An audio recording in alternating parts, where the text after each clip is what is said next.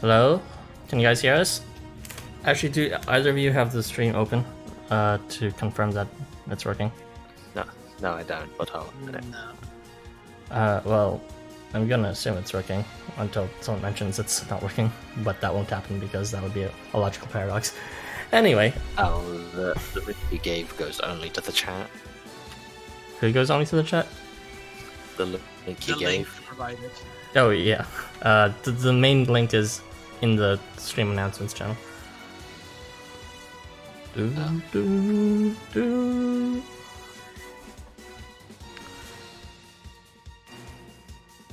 Hey guys, for anyone that is here early, we are kind of early too. We started 10 minutes early, but mostly because I just finished my notes and then Irby decided to hop on voice chat, and I was like, oh, I see Irby. Then I hopped on, and then Zalgus decided to join, and then now we're here.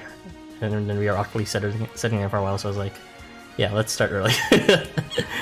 Irby, why did you go in early? Oh well. I don't know, you're always complaining that I'm always late, so today I came early. I see. Amazing. Anyway, oh, hello, Brian Ojeda. Oh. Hello, Brian. You didn't hear that first part. And, hey, Kingdom. Is our sound fine? Is the music too loud? I did a slightly different sound setting yet again because I'm never satisfied with sound settings. And today I'm doing a direct-to-place version rather than one that's being filtered through OBS. If any of us are inaudible, let me know and I'll turn down the music. Okay, so today we will be discussing the new units from the Cat Festival event, as well as the Volume 8 skill-specific evolutions that have been released over the past months. Joining me today is Irby. Hello. And you can find the link to his channel in the description. In the description. Mm-hmm. You thought I was going to make that joke again? And I mean, you're going to do it at the end anyways. no, probably. And Zalgus is also joining us today. Hello, it's me again. Alright, and today we will just begin right off with the skill-specific Hey, evolutions. you didn't even say where you can find my content. Alright, Zalgus's content playlist is in the description as well. Do You like can a still see it on my channel. But, do a react you with won't like be able to find it through search. Press F in the chat if you want Zalgus to make his videos actually public. Anyway, let's begin. I refuse. With the skill-specific evolutions. Haha, I baited you. Even though it says in the thumbnail Transient 7, we're doing the skill-specific evolutions first. Why? Because it makes more sense that way. Alright. Can you just turn off? Let's go. Howdy, hello. Let's roll those. What? Why is the wood wrestler the representative of the wrestlers? There is a reason, but I probably shouldn't say it on stream. Anyway. Damn it. So Another wrestler supremacy. Let's go. Alright, well, truth be told, there was this one particular degenerate image, and I was like, okay, sure, why not? So today, we'll first be looking at Eita's skill evolution, rather specifically his 4-star, and it gives him the ability to remove all buffs from the unit behind the unit he attacks, as well as inflict weakness, and he also gains a natural weakness advantage with 3 times of a multiplier. And in addition, he has a guaranteed concentration on face start, which is really nice. It makes him useful for breakthroughs, not just one concentration feature. Hey, look, Zalgus, lots of Fs in the chat. No. One of these days, Zalgus will open his heart to the public. Anyway, so it's kind of one of the more immediately impressive skill evolutions from the batch, because of just how much stronger he ends up being if he managed to get these tested conditions right. If he has concentration up and he manages to hit a unit and hit the unit behind him as well with his limited thrust range, then he'll be able to deal 31.9 thousand damage on that one square. If he doesn't have concentration, it's still 14k damage, which is pretty impressive. And I'd say just use them whenever there's densely packed enemies, so it's more likely that there are units behind those enemies to take advantage. And he might also be useful in some challenge quests where that specific formation appears with like an enemy behind with a whole bunch of really bad problematic buffs like crit or bind, or well, not bind, but you get the idea. And one idea you can play around with, although it's kind of stupid and probably not worth it, is to use units that can push units to the side, so that you can force that position with Eita taking advantage of piercing through all those buffs as well as inflicting weakness. That sounds really dumb. Yeah, it does. Too much effort to set up something like that. That's why I labeled it as a meme here. I didn't label it as a strategy or as what you should do. I labeled it as a meme. And the only two people who'd be able to do that are Tajikirao and Naja. Does Naja have thrust range at 4? I forget. No, she has blow range always. Yeah, but she can still push she can still push the front unit. Anyway. You know, she can push the unit to the front unit, so it can work like either pushing the one in the back or the front. So it works that way. So you don't necessarily have to take Eita for this. You could also just take him with someone who inflicts weakness reliably, and then he can do big fat damage with that too. As long as you have someone who can inflict weakness, he can take advantage of that. But I don't know if you would bring him just for that. I mean, the damage is pretty high. You could just bring him with like Tsukiyomi or Echo if you really want to take advantage of the weakness. But yeah, I don't think it's very impressive, to be honest. But at least he has on demand an ability to remove all buffs without being restricted. Yeah, that's to turns very. only. That's unique. Also, this niche aside, he's actually keep in mind that 3 times attack advantage against weakness. It exists whether he's the one who inflicts weakness or not. So he pair well with. That's what we just said. Yeah, that's what we said. Use Tsukiyomi or Echo to inflict that weakness. Okay, fine. I'm just trying to stay clear. Hold on, let me just turn down the music a bit because it's so hard to hear you, Irby. From my side, anyways. I can hear him just fine, but did you mention about the big enemies? Oh yeah, the whole thing was big enemies. I tested this out with boss eye gear, but it doesn't seem like effects that spread to collateral enemies, such as Varga's break. It doesn't apply to large boss squares. So if you hit a large boss with this, it probably won't remove all buffs from them either. Unfortunately. So no Eita cheese by purging all buffs. It's not like we have giant bosses. But yeah, those are so last year. Like almost 2 years ago at this point.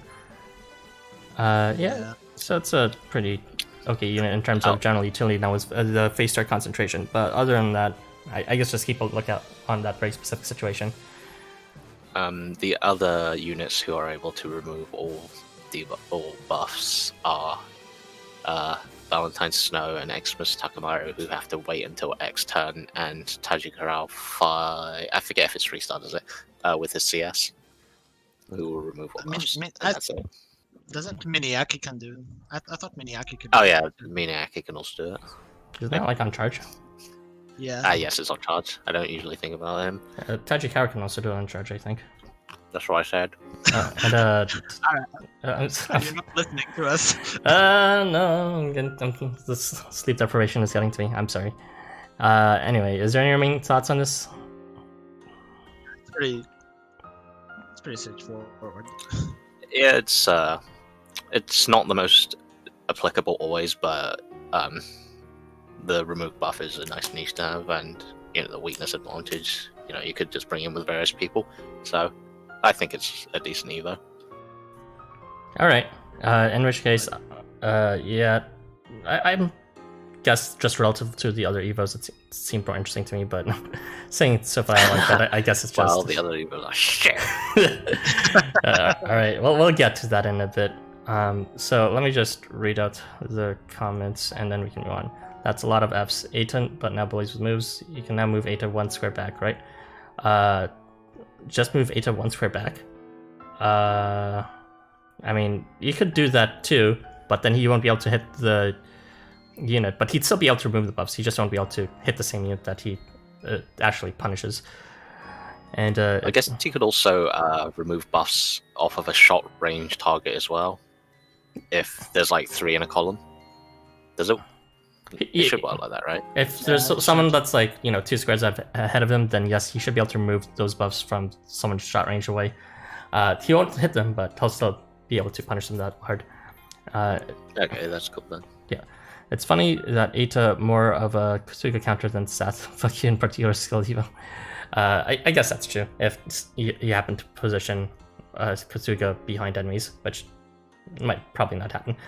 Anyway, it is stress type. Let us just. I don't see that comment. Yeah, I didn't see that comment. But it's from a Xeno. Oh, that is whack. Okay, well, I guess it's. We just need to change chat. We have to put it in live chat instead of top chat, I guess. Yeah. For some reason, it doesn't appear. It probably because of the word fuck that is being filtered. Oh, that's how you unfilter it. Very well. Oh, okay. Well, yeah. Hey, can you put your chat in up there in the live chat? I don't think I can because that was something I wanted to set up, but the way the actual window capture works is like you need to change the options within the window itself, but all these CSS effects kind of remove that option outright.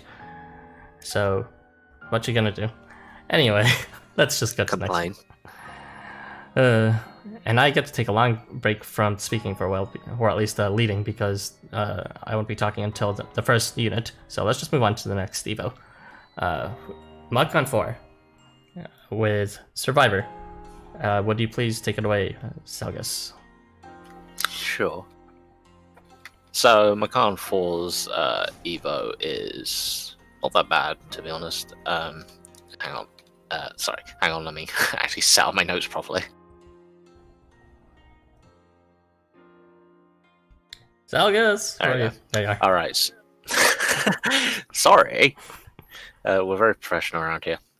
So he gains variety effects there.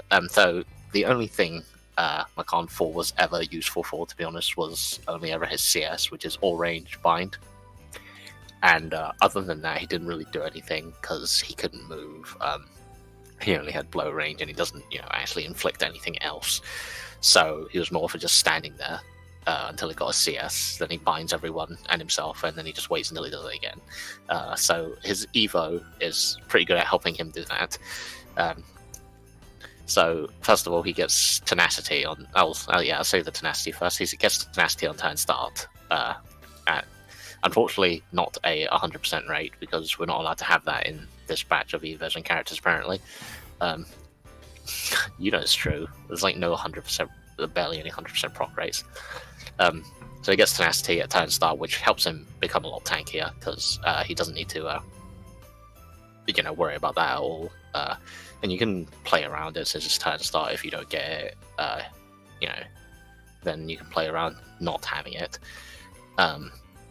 If you do get it, then it becomes tankier. Yeah, it's also something that you'll only really use for the first few turns because, once he gets his charge up, he's binded, and then he's not going to get tenacity.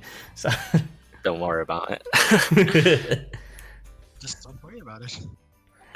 So debuff reversal. What debuff reversal does is that it gives him CP. It gives him 15 CP per turn, and 400 HP per turn? Yes, 400. While he's under the effects of debuff of any debuff. So he can do this himself by CSing, and he'll apply bind himself. Wait. Okay. Debuff reversal is separate to that, right? Because it's an invisible status effect. Yes. Yeah. So, okay. For a moment there, I half doubted myself, and I was like, wait, wouldn't that actually not work? But no, so while he is binded, he'll gain 15 CP per turn and 400 HP per turn.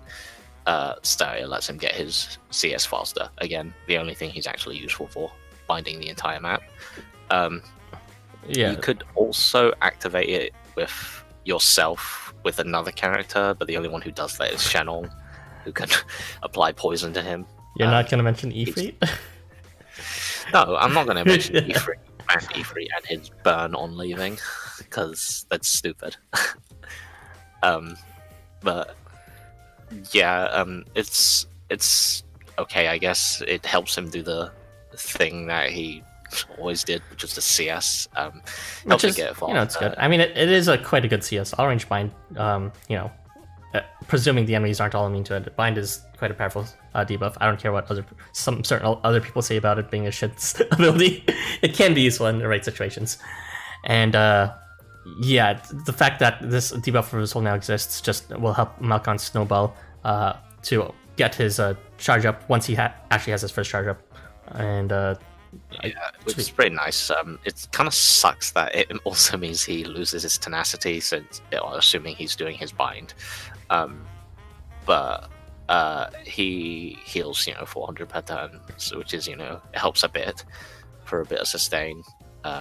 And bind lasts 3 turns, I think. Is it 3 turns? That is, I think it's 4 turns, isn't it? 4 turns. Bind is 4 turns. Yeah, it's 4 turns. Okay. Okay, so he'll get 16k out of it. Yeah. So that's alright at least, but it's an okay Evo. Before he gets his bind off, he applies tenacity, so he'll be a bit tankier while he stands around doing nothing. And yeah. He gets debuffed, and then he can spam his CS. That's pretty much it. It's nice that it's on turn start though, rather than before receiving damage, so that you can plan around it. So, because he also has that that berserk skill that gets him CP every time you sit. So you can more carefully choose when to get hit, whether you have tenacity or not. I mean, after you ferry him, because he's not going to be moving with the mobility. Too bad that ability is only 60% though. It's better. Straight up bad proc rates. All the skill evolutions got pretty terrible proc rates. All right, let's speed this up before we just repeat every Evo. It's terrible. We'll do that anyway. I think that concludes all our thoughts for this Evo. Is that correct? Yeah, it's okay. All right, Zalgos, please read out the comments.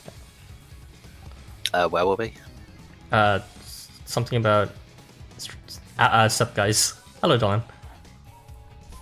Dolan Duck. Target the bottom is this now. I guess we'll see another unit to use as Shannon. Yes, because debuff. He's the only one who hands out debuffs, and a non-threatening one at that, because who really gives a fuck about poisons? Like, what, 200? Or is it 100? That's like HP. I think it's 200 max. That's so negligible. Yeah, sacrifice and tenacity kind of sucks, and irremovable healing's cool. And you could just ferry Macan into the back, because it's not like he needs to actually be on the front line to get CP. Well, until his immobility and debuff runs out, but whatever. I didn't expect debuff reverse to not work like buff reversal, but at the same time they make sense. As in, he gets a bunch of attack and defense while debuffed. That would also have been cool, because it would have made him pretty tanky. Yeah, these are reversal statuses and strengthening statuses that you can't really predict what they do. They kind of just fit the unit they're given to, rather than being like a general purpose. I don't know. I don't think Fenris fits him. In fact, I think it might have been cooler if Macan got that instead. Bind reversal for 100% times 10 attack. Yeah, we were hoping for that would happen. It was kind of dumb, because that means Macan's charge is still going to be hitting like a wet noodle. It could have been hitting decently if it actually had bind reversal, which does a 10 times multiplier. Unfortunately, more nukas. Yeah. Unfortunately, we got this that second-rate permanent buff, but it is what it is. They should have increased the guts proc rate to 90%. Yeah, it would have been nice if they increased the guts proc rate. I mean, it's still pretty good at 80%, but yeah. All right, that is all the comments for that. So let's just move on to the next Evo. Irby, if you will, the cooler Macan. I thought you said move on to the next Evo for a moment. No. We'll be talking about buffs. I'm not sure how much cooler it is, but basically the whole gimmick that the 5-star Macan got is Gutsless, Gut Strengthening, and Gutsless Strengthening, which basically affects him depending on whether he has or not guts. He basically has the Immortal ability, which allows him to get guts through 60% when moving. So based on if it procs or not, or if he's bestowed by another person with guts, it will affect his stats differently. If he has guts, he will gain a multiplier of 2 to his attack. If he doesn't have guts, he will gain a multiplier of 0.5 on his defense, which is honestly pretty neat. I think it was primarily made to make Macan more of like a solo attacker unit that can heal himself and defend himself quite well, either being through guts or through healing or through the access of 2 defense buffs. He also gained a 1000 heal on move. Unfortunately, only at 70% because, as we said before, no one is allowed to have 100% for it. Not even 90% these days. Yes, what is up with that? 90% is powerful. And for some reason, he also got phase start limit, which is kind of question mark because he also has a phase start heal, so he will never be able to take advantage of a full powered limit. So I don't know what's up with that. It might be like a remnant of a, what's it called?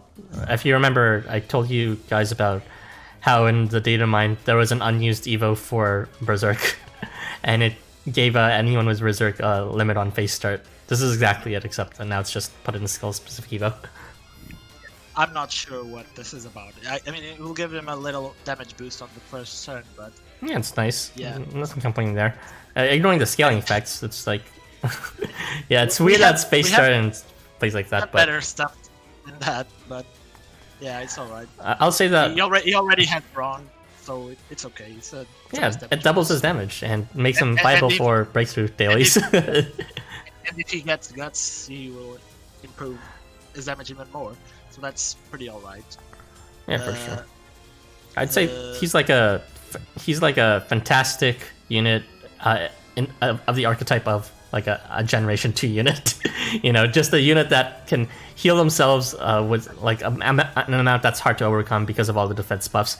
And he has a nice natural switch to a more offensive mode when he does have guts, because he can play riskier with guts, with an additional damage buff as well.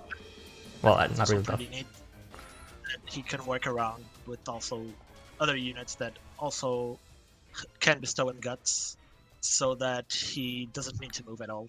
His only abilities that require him to move is his heal and tenacity and guts. So if you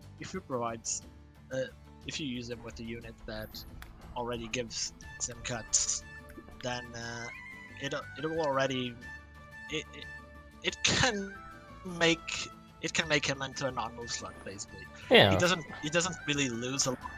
And of course, by not moving, and he has on limit, and will get also that attack boost from guts with a unit that can bestow him at preferably a higher rate. And the natural choice for that is Horus, of course, who can actually provide limit as well. You know, it's because phase start limit is a bit useless, or less useful than it could be.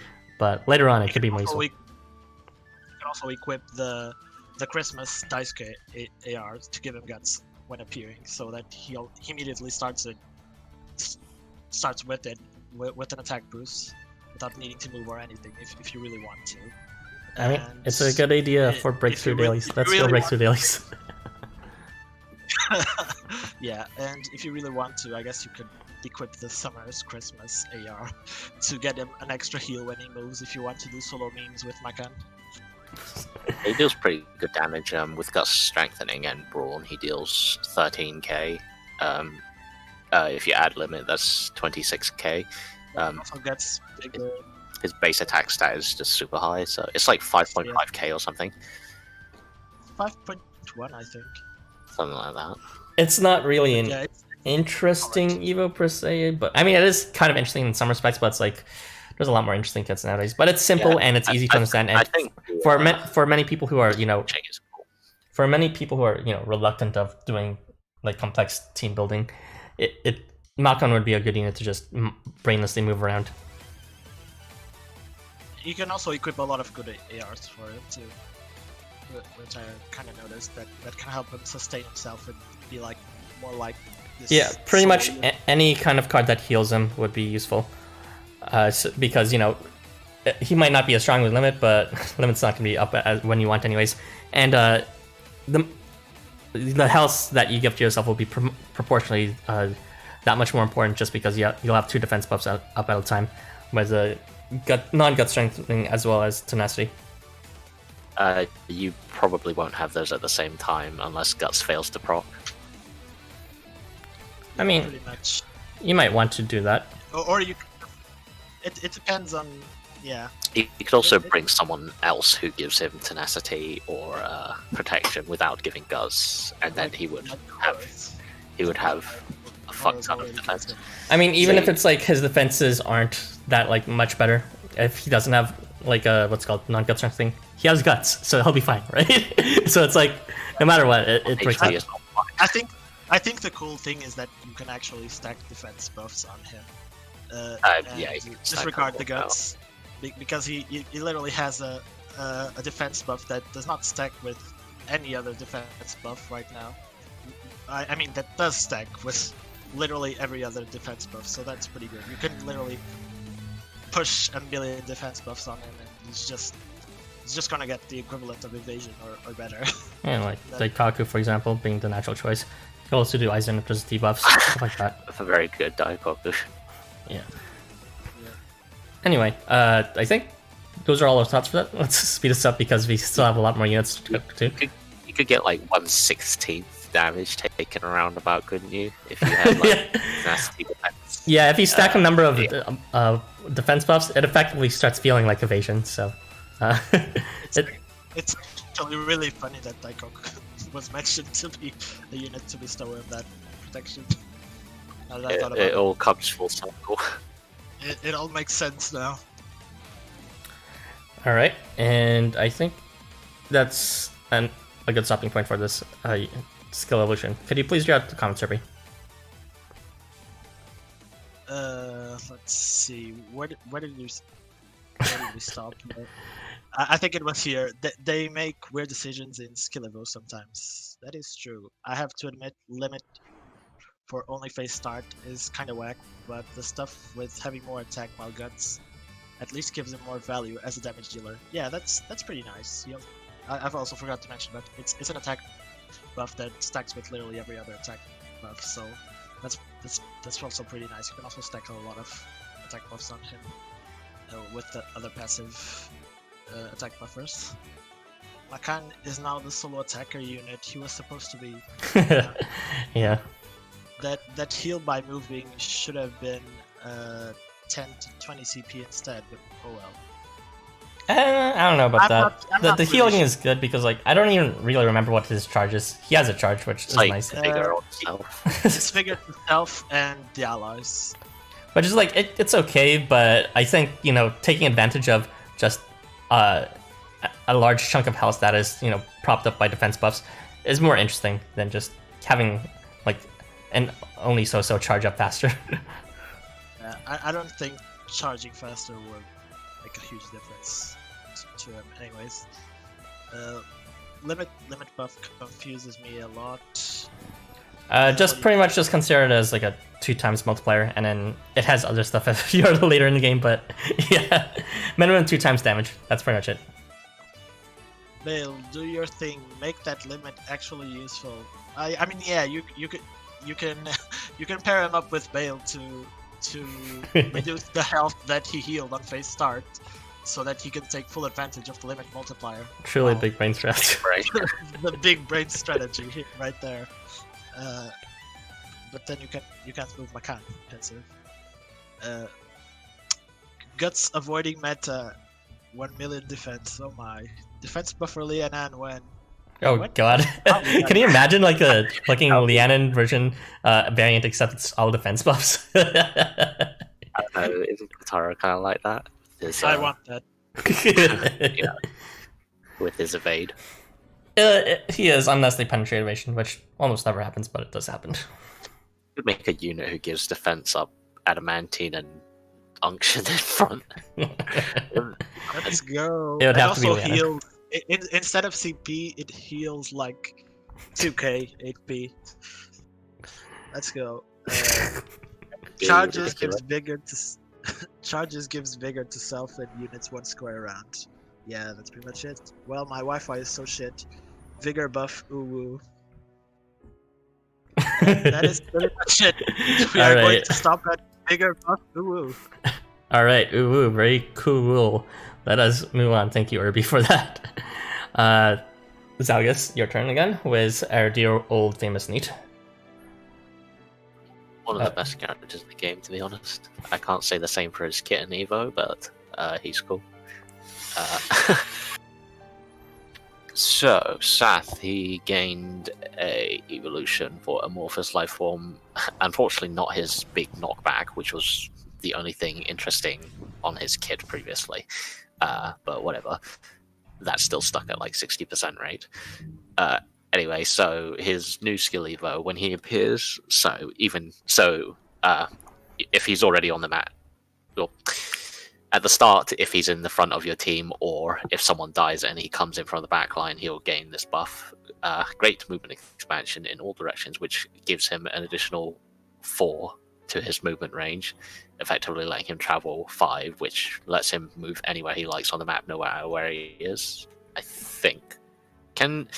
If he's in the bottom right of a big map, he can move anywhere, even in large maps. Yeah. Even if even if the enemy only occupies like the top row only.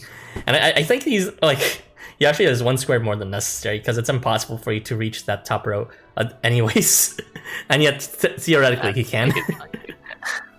Maybe they might change it so you can surround someone, but I doubt they'll do that. But anyway, so this buff only lasts 1 turn. Before that 1 turn, Sath can reposition your team to absolutely anywhere he likes, assuming you can move fast enough.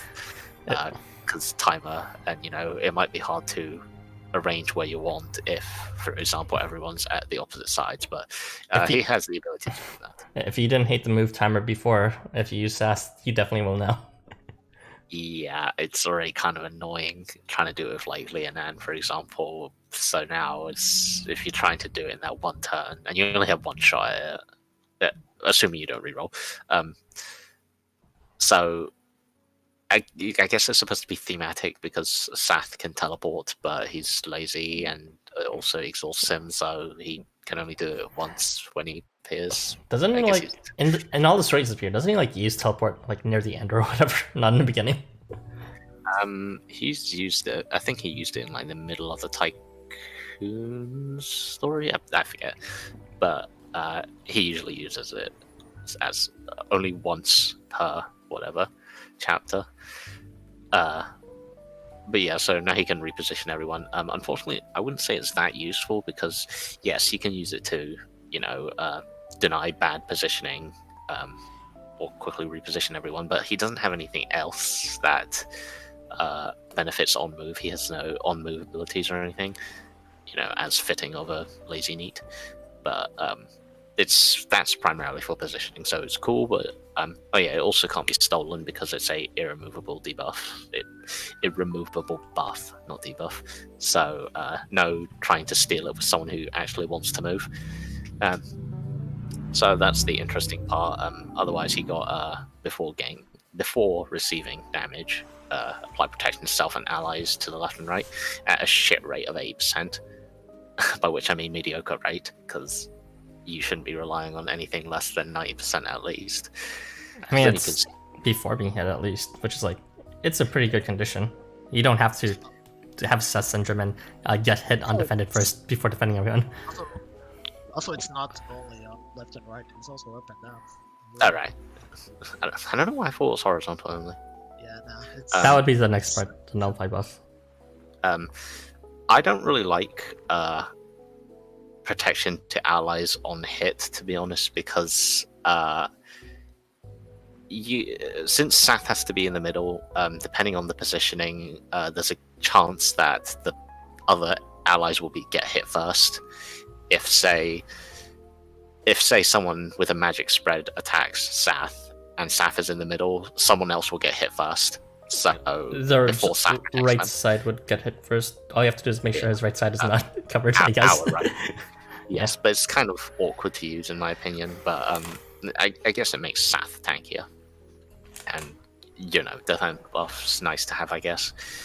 But I'm not a fan of before being hit defense buffs for allies, at least. For Sath, it's great. It's a nice bonus to have for, you don't have to actually move them. But yeah, it's harder to control as a result because, yeah, it's like he has to get hit and that positioning can fuck with you. But so that's nice because a lot of defense buffs, you either need to move or it's like only turn started or it's like even rare when debuffed.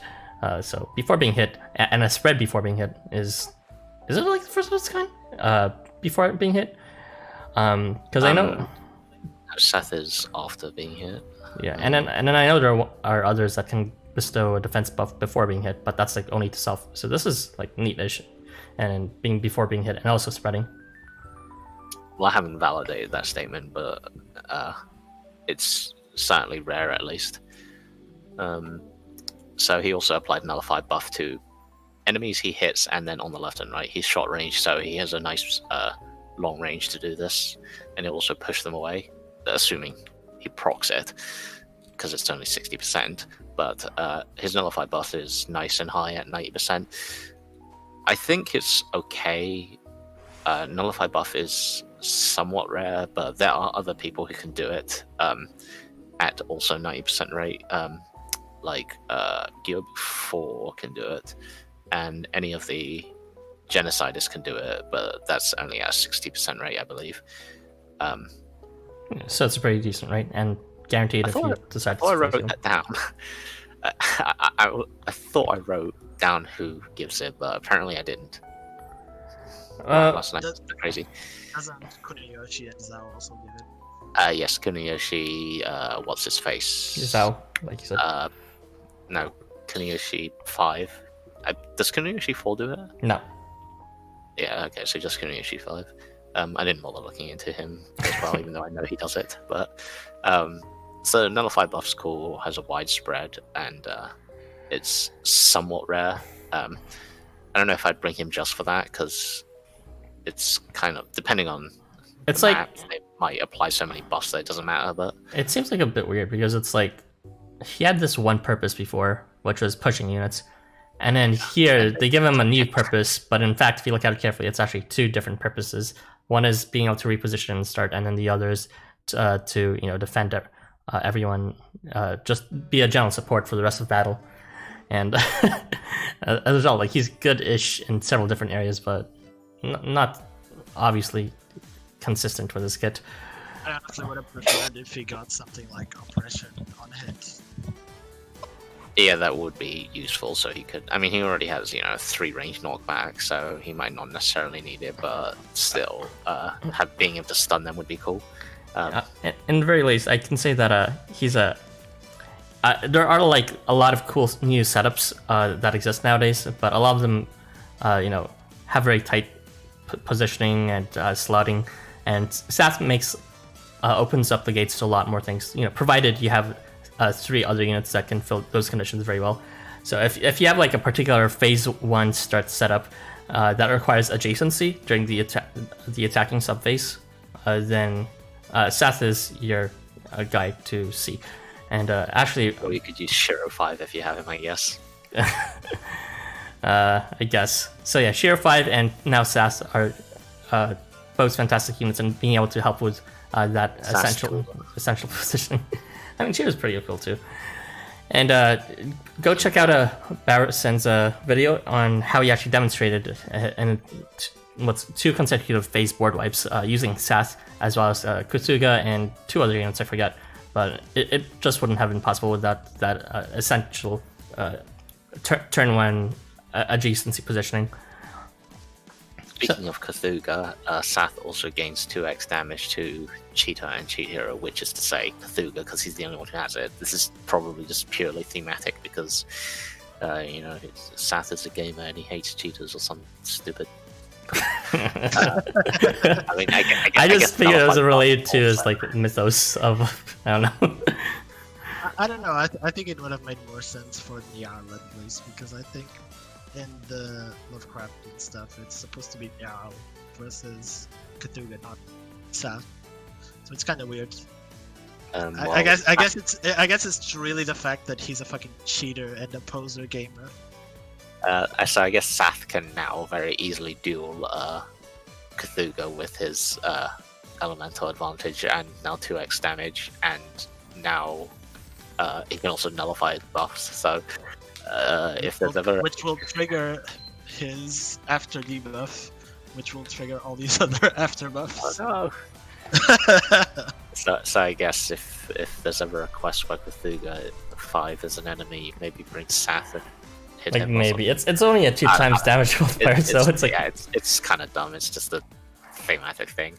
Also, for some reason, regeneration didn't get any buffs. It's still stuck at 84%, which is fine, but it's kind of weird. yeah, no explanation for why specifically 42%. So overall, I'd say this skill lever is not really great. The map-wide movement, it's cool, but he doesn't really have a reason to move unless you really want that turn 1 repositioning, which, to be fair, you might want that on the wide or big maps. But, yes, exactly, wide or big maps, and especially actually it would also be good, not just those, but also if you happen to have a setup that requires using a unit with immobility to self. So consider using him if you know. What kind of setup would you need that for? If I want to use Furufumi, maybe I want it. I don't know. Okay. Just use Shiro 5. I mean, Shiro 5's not going to save someone who's immobile. Alright, that is a good amount of talk for this unit. Zalgas, if you all have the comments. Okay. Big buff. Hey, the neat. Yes, directions matter. Fluffy stuff. I didn't know he's got skill, but he apparently kills Tsathoggua now. Yes. I pulled Sath while trying to get Licho's second favorite. You pulled off banner 5-star, always cool. So it was a pleasant surprise.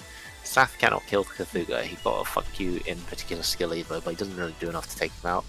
I haven't actually tested that, so I can't say whether that's true or not. I would assume Sath would still be able to win just because he's tanky, but Tsathoggua has 2 defense buffs as well. Yeah, but well, I guess. Yeah, he needs to proc them. Sath has elemental advantage and protection to self before being hit, healing, blah blah blah. But kind of a silly comparison to, well, a silly thing for them to add, honestly. But it's there, I guess. He teleports. Yeah. Yeah. Well, that's probably what it's supposed to emulate. It's like everything. The one thing he consistently does in stories is he always teleports around, and then he's lazy. So not really used to teleport the Summoners of Thunder in Tycoon's chapter. Yes, he did. Transients from the old ones, well, do that. Yeah, they can all teleport. Every one of them is we haven't seen Tsathoggua in story yet, I don't think. So yeah, he can probably teleport too. Immobility, I think, is that buff I saw. Immobility on where? He has it on CS, I guess. Oh yeah. Oh right. Wow. We don't talk about this, yes. So he can teleport like the old one. It's just that Sath lazy. Yes. Well, he also gets tired easily, I guess, because apparently teleporting takes a lot out of him. But that could just be him because you have people like Azathoth teleporting willy-nilly. Sath should really have been a nun type, not his variant. Well, yeah, we didn't have nun type way back then. He is in his fashionista, yeah, his base version, yeah, but then we didn't have it then. At least to reposition your team in large maps, and then another mover unit without expanded movements to do his work easily, like Bandy Free, Shannon, etc. Yeah, that's pretty much what he's useful for. well, the Great Expansion, just fixing turn 1 positioning on large maps, since he's pretty much immune to bad positioning. I can't stop looking at his unpunchables. Maybe you should take them out for him then. Oh yeah, it makes sense, but none range didn't exist back then until Furufumi got added. It was in before that actually, but only for enemies. Did Baron come before Furufumi, or did they come at the same time? Marin came before Furufumi. Okay. Barisen used Tsathoggua, Shannon, Sama, and Kotaro 5-star. I don't think he used Kotaro 5-star. I think he... There's no... He used Kotaro 4. Yeah, Kotaro 5-star. Please buff him, like Wonders, the Forgotten Daichi. Oh, they'll get to it, and they need to make sure that all of them have at least one niche. My Wi-Fi kept cutting the live stream. I'm sorry. I hate bad internet. He deals more damage to Tsathoggua because of lore, not because he games. But, I mean, the lore is the games. I mean, Saf is a pro gamer, so he is convenient. He shoots down cheaters. Tsathoggua. Corpus, sorry. Oh, not Kotar, but Corpker. Yeah. Oh yeah, I remember. He was Corp. Corpker had some nice all board buffs, which Kazuka takes advantage of, which is why he brought him. Now Kotaro 5-star. Yeah, that's the appropriate reaction. I mean, I really want Tsathoggua. That is also an appropriate reaction. Should have pulled on his date quest banner. Those mega inflated rates are great. I just realized his clothes are a little ripped. Oh yeah, I didn't actually notice that. I don't see it on his right thigh. Oh. Also on his arm. Isn't that just his fur? Well, I see it. His chest. I see. His shirt is kind of torn up. Is his slimes dissolving or something? I mean, I'm into it. Okay. Okay, let's move along here. Yeah. All right. That's enough of Sass. Oh my gosh, we didn't even talk too much about Sass, but he got the most comments right. Jeez. Anyway, let's go on to Arsalan. That's what he deserves. All right, Irby. Let's talk about the best Evo in this batch. Okay. Arsalan got a skill evolution for Monarch, and I'm going to start with the good skill evolution bot. He is now immune to oppression, which is great because he needs to move to activate and tenacity and vigor. Now let's talk about the rest. Basically, he gained extra damage against Unction, only a 2x multiplier that actually can't really fully penetrate Unction at all at max at skill level 100. I don't know why it's only 2. I mean, it should have been at least 3. But since Arsalan inflicts Unction with his CS to enemies, this will boost his CS damage a little. But it will still not be able to negate the defense increase that Unction bestows to enemies. If your Arsalan has a lot more Sacred Artifact level, I mean, it's kind of dumb. It doesn't nullify the effect. It's never gonna nullify no matter what the nullifier is. The scaling down effect was Sacred Artifact. That's just yeah. It's never gonna be. Yeah, it's always gonna be optimal to have like an Arsalan at around like Sacred Artifact level 21 or something. He also got Arsalan. He also got a range increase on his vigor from directly adjacent to one square around, which can be neat, but his proc rate is still the same, 70% for some reason, because we're not allowed 90% or 100% of these skill evolutions for whatever reason. And he also got a new removable debuff that he applies after attacking, which is Unction Weakening, which hits which affects the unit he hits and also the units in slash range behind it. It only lasts 1 turn, and it only has an effect if the enemies have Unction. So it's very test too specific for you to actually take advantage of it. I'm sure, like, you can explain it right now. Go ahead. I'm just gonna say right now, it's never going to be useful. This is straight out ridiculous. First of all, it's after attacking, so that means that he himself cannot take advantage of it. At least on the turn he CS's, because even with combo, imagine if you give him combo just so he can inflict the Unction Weakening on the same turn he inflicts Unction on enemies. He still cannot take advantage of it because it's after attacking, and it's only going to proc on the second attack because the Unction Weakening does not apply when he uses his CS. So it's either you give him combo to take advantage of it on the moment you CS, or you have to wait a whole turn to apply Unction Weakening on the last turn of Unction on the enemies, just so your team can take advantage of that 10k flat damage they will deal on top of their regular damage. Which I don't think I explained, but that's pretty much what Unction Weakening does. It's basically like Conflagration, but instead of the enemies needing to have burn, they need to have Unction, and instead of being like 3,000 damage, it's 10,000 damage, which is a lot, but it's not worth the effort, and it's never going to come into play. Yeah, you only get one turn to make use of it because Unction lasts 2 turns, Unction Weakening lasts 1. So, and Arsalan can't inflict both at once unless he has combo. So you only have 1 turn after CSing to do attack.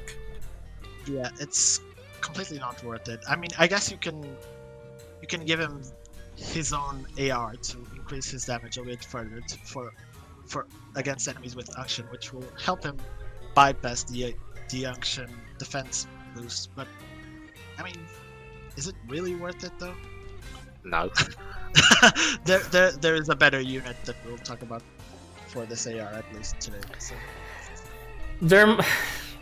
For most intents and purposes, yeah, Arsalan's Unction Weakening is a huge meme that is extremely hard to take advantage of. I feel like there might be one specific team somewhere out there, if he's big-brained enough, to actually take advantage of it regularly.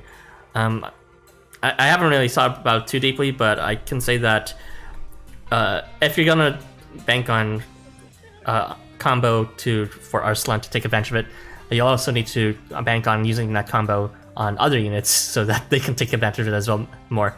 Because it works out that if you apply combo to Arsalan and he can actually apply Unction Weakening at the same time, you're doubling the longevity of Unction Weakening, or its potential if you hit again with Arsalan in the next turn, as well as letting the units around the other units that aren't Arsalan who also have combo take advantage of it twice as well.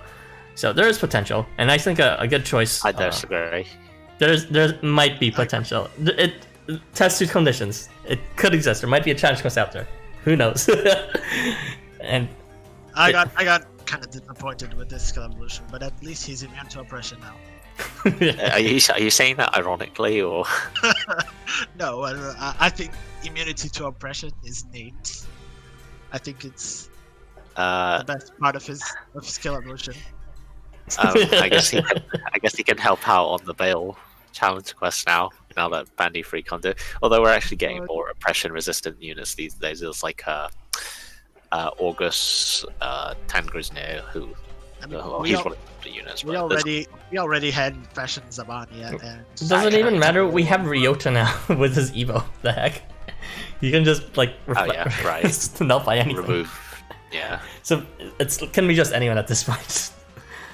Anyway, we also have top player, so it's kind of like there is potential with Arsalan. I'm saying, probably like I disagree. I'm thinking something like combo, not just Arsalan but also Daikaku, so he can get his Unction charge faster, like a lot faster up, and maybe one other unit to that can actually attack. Just pair Daikaku with someone who actually has a useful CS. Well, his Arsalan can be useful in a situation, for example, if the enemy has nullified damage and is immune to countdown, then Arsalan might have a place. Okay. How about I just use Conflagration instead? Yeah, just use Bad Different. He already does everything he needs for right when on the first hit, instead of having to go around and having to charge to apply unction and then combos or wait for another turn. It's just too much effort.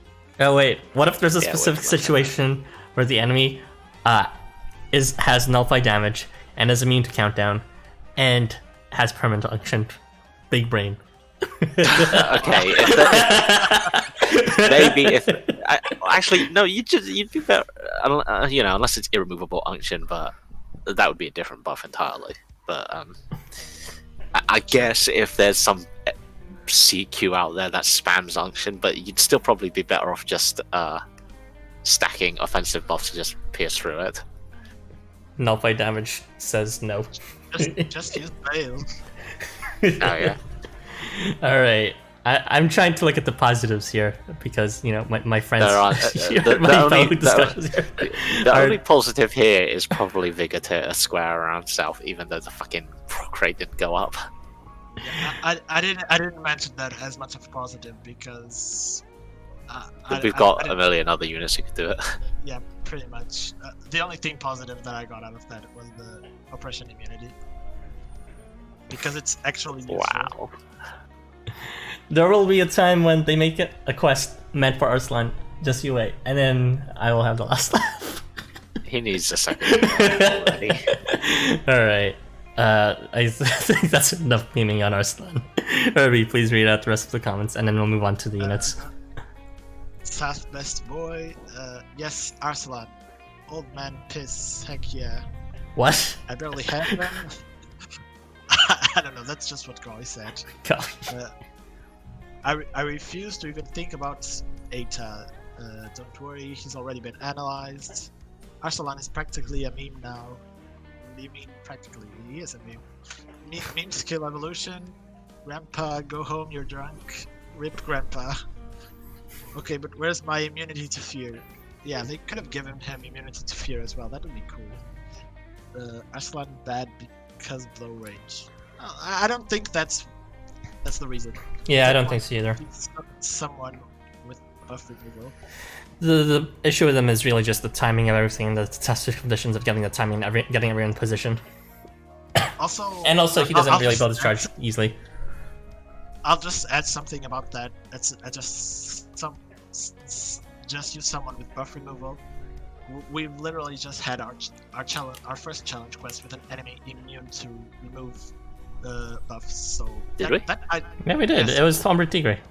Yeah, he was immune to remove buff. Which didn't matter because he didn't even get his guts properly, so there was no buffs to remove. Yeah. Did they fix that? Yeah. I mean, even if they fix it, it's too late. I've never seen any footage of it fixed, so everyone already got the ticket.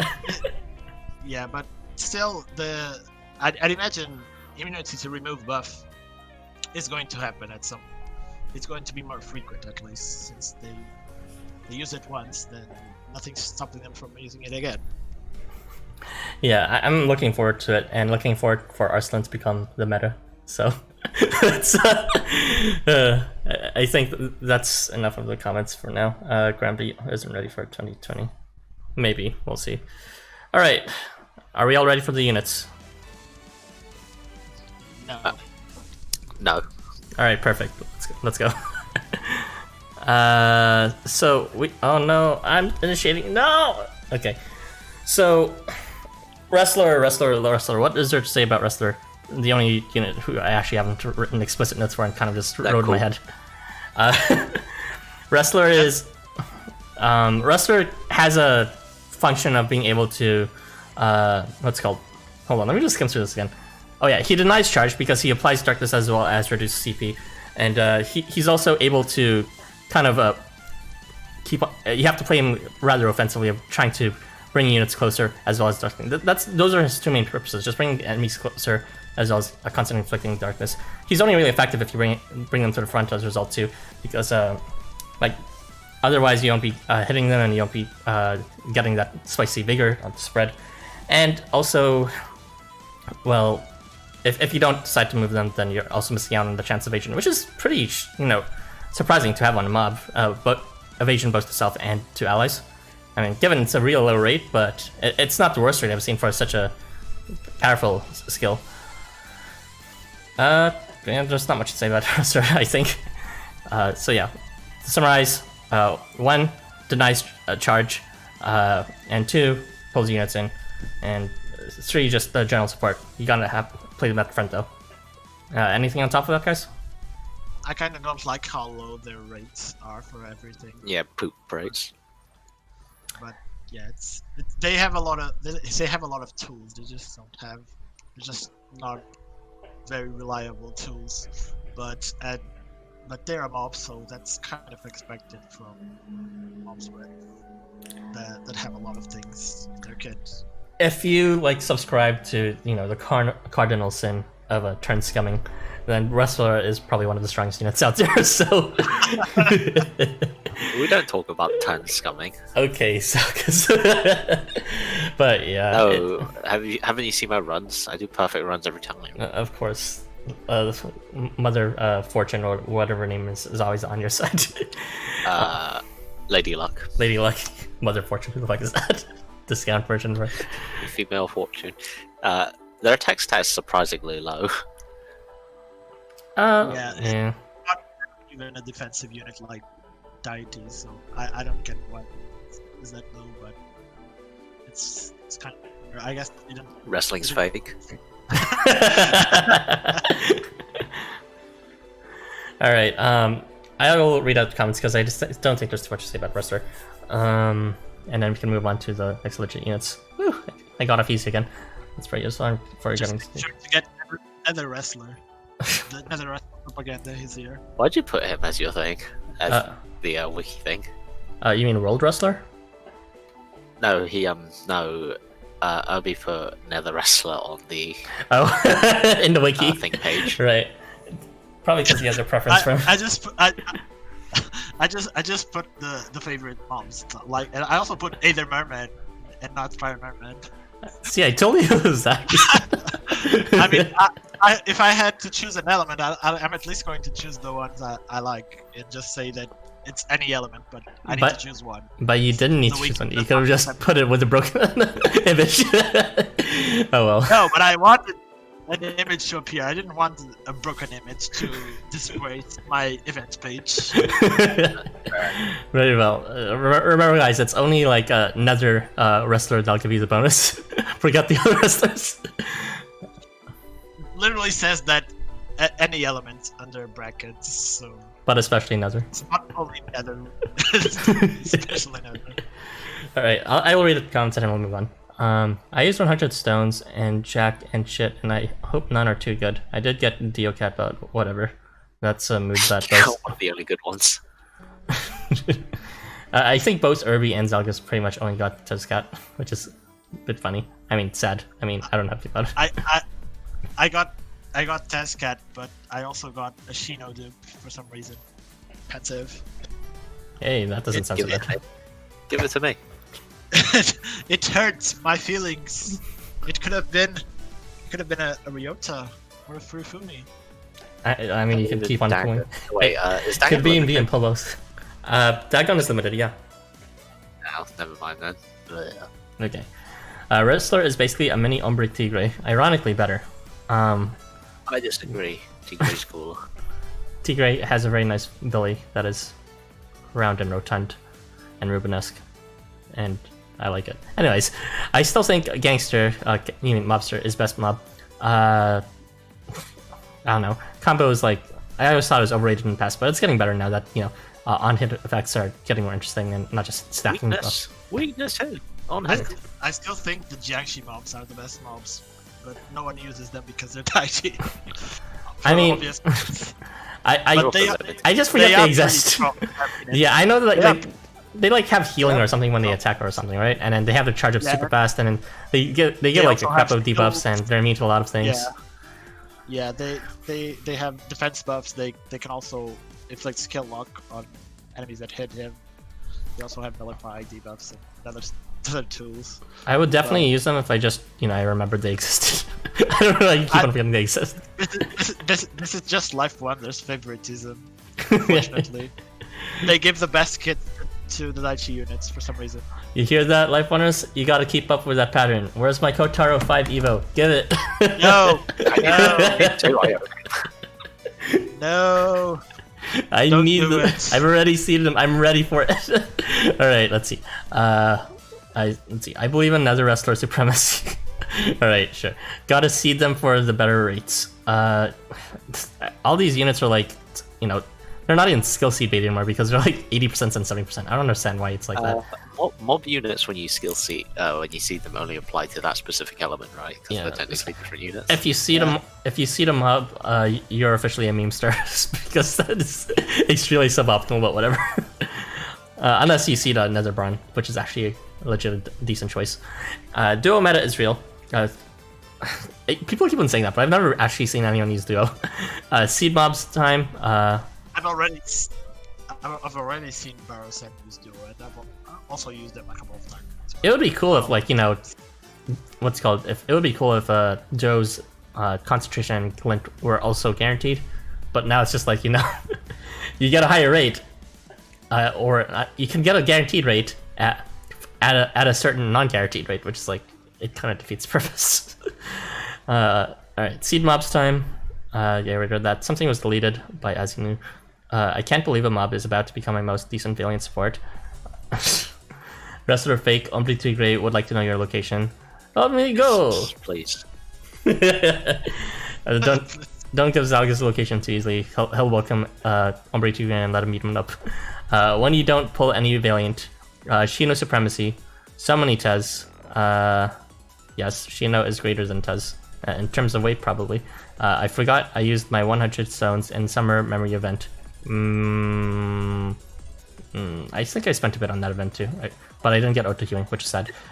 What? Didn't you only spend a few tickets and then complain that you didn't get her? Oh yeah. I mean, it's a darn shame. I spent like a whopping 5 tickets or whatever. I don't know. Teslas feels bad. I don't know. I got Ketchy, which is, you know, the better Tez. Investing in mobs doesn't sound like that bad. Do it if you like want a meme on Discord and regret it after you show it and no one cares or reacts to it. There's like I see people, like there are people who have red texted Money Cat, and then there is also like someone in a server who red texted Easter Alchemist. And then also Blue Mage. And Blue Mage, that was an old one. And like, you know what happened to the person who red texted like Money Cat and Blue Mage? It disappeared. Yes, that's exactly what happened. It's because they make it such a meme, and it's like, put your resources to help yourself enjoy the game better, not to make it a stupid meme. Lifeforms got cancelled because of Daichi. Time to go. I still. It's okay. La has Steel Wire. It's already cancelled as well. One of these days, I will join when everyone else quits Law. Wrestler, aka Skibo Daiti. Oh yeah, I forgot Daiti existed in terms of their kits too. But yeah, I guess he is.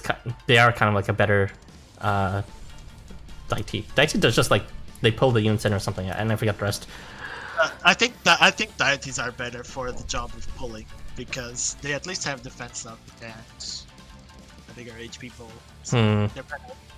Yeah, I guess, yeah, wrestlers are more like an offensive kind of pulling and denying charge, and you know, Deities also do pulling, but you know, can actually survive in the front line.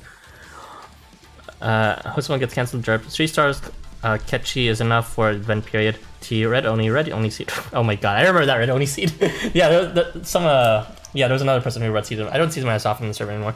Stop memeing. Oh, hey Lulu, I'm so glad you finally made it. We just finished up the evos, and I'm just reading the comments now. And for the first unit, which is wrestlers, which you know, it's like whatever. So don't worry. I'm glad you made it to see the rest of the stream. It's for the main meat of it, which is actual units. Red one CQ and Nate Cuswan. I mean, for the red only, he deserves it. It's unfair that they give Kotar for. I actually get one because he's like the only canon mob that we have. Well, that's not entirely true, but he's the first canon mob we have. Yeah, and he has his own summoner like jacket representing Yo. We got our second canon mob in the new chapter, so it's okay. Spoiler! No! Alright.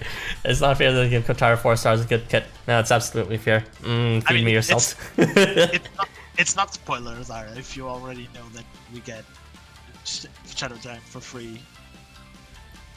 Oh, I didn't even realize I was related to that. Spoiler! All right, whatever. Oni, I'm still working. John McCry, I just dropped in because they saw the time. I see. Well, don't get caught while you're working, but hopefully you can stay for as long as you can. This is me, encouraging bad work habits. Call the cops. Single pull way better than multi pull is a lie. Well, yeah, I don't know who fed you that lie. Yeah, that's dumb. There's conditions where you might want a single pull over multi pull, but in terms of just absolute rates, yeah, multi is obviously better just for that tense. You don't have to do that anyways. All right. Why were there so much cons for the wrestler? Jesus Christ. Anyway, let's move on to the next unit, aka the first unit and the actual banner that you can get, because the wrestler is someone you get from the drop quests, by the way. It's not someone you can pull. The rest, however, are from the banner. So, if you will, Zelgus, please, I'll lead the discussion for Tezcatlipoca. Okay. Starting off strong, I see. With, in my opinion, one of the better units on banners. Maybe maybe not the best unit, but definitely one of the better ones. Anyway, I had to scroll down to my actual Tez notes because it's far down. So Tezcat has two halves to his kit, and an offensive side and a defensive side. I think the defensive side is kind of stupid, but we'll get to that in a moment. So let's talk about the good part first. So his offensive kit, face start, he applies buff and spirit to self. Or Berserk Plus and Spirit to Self.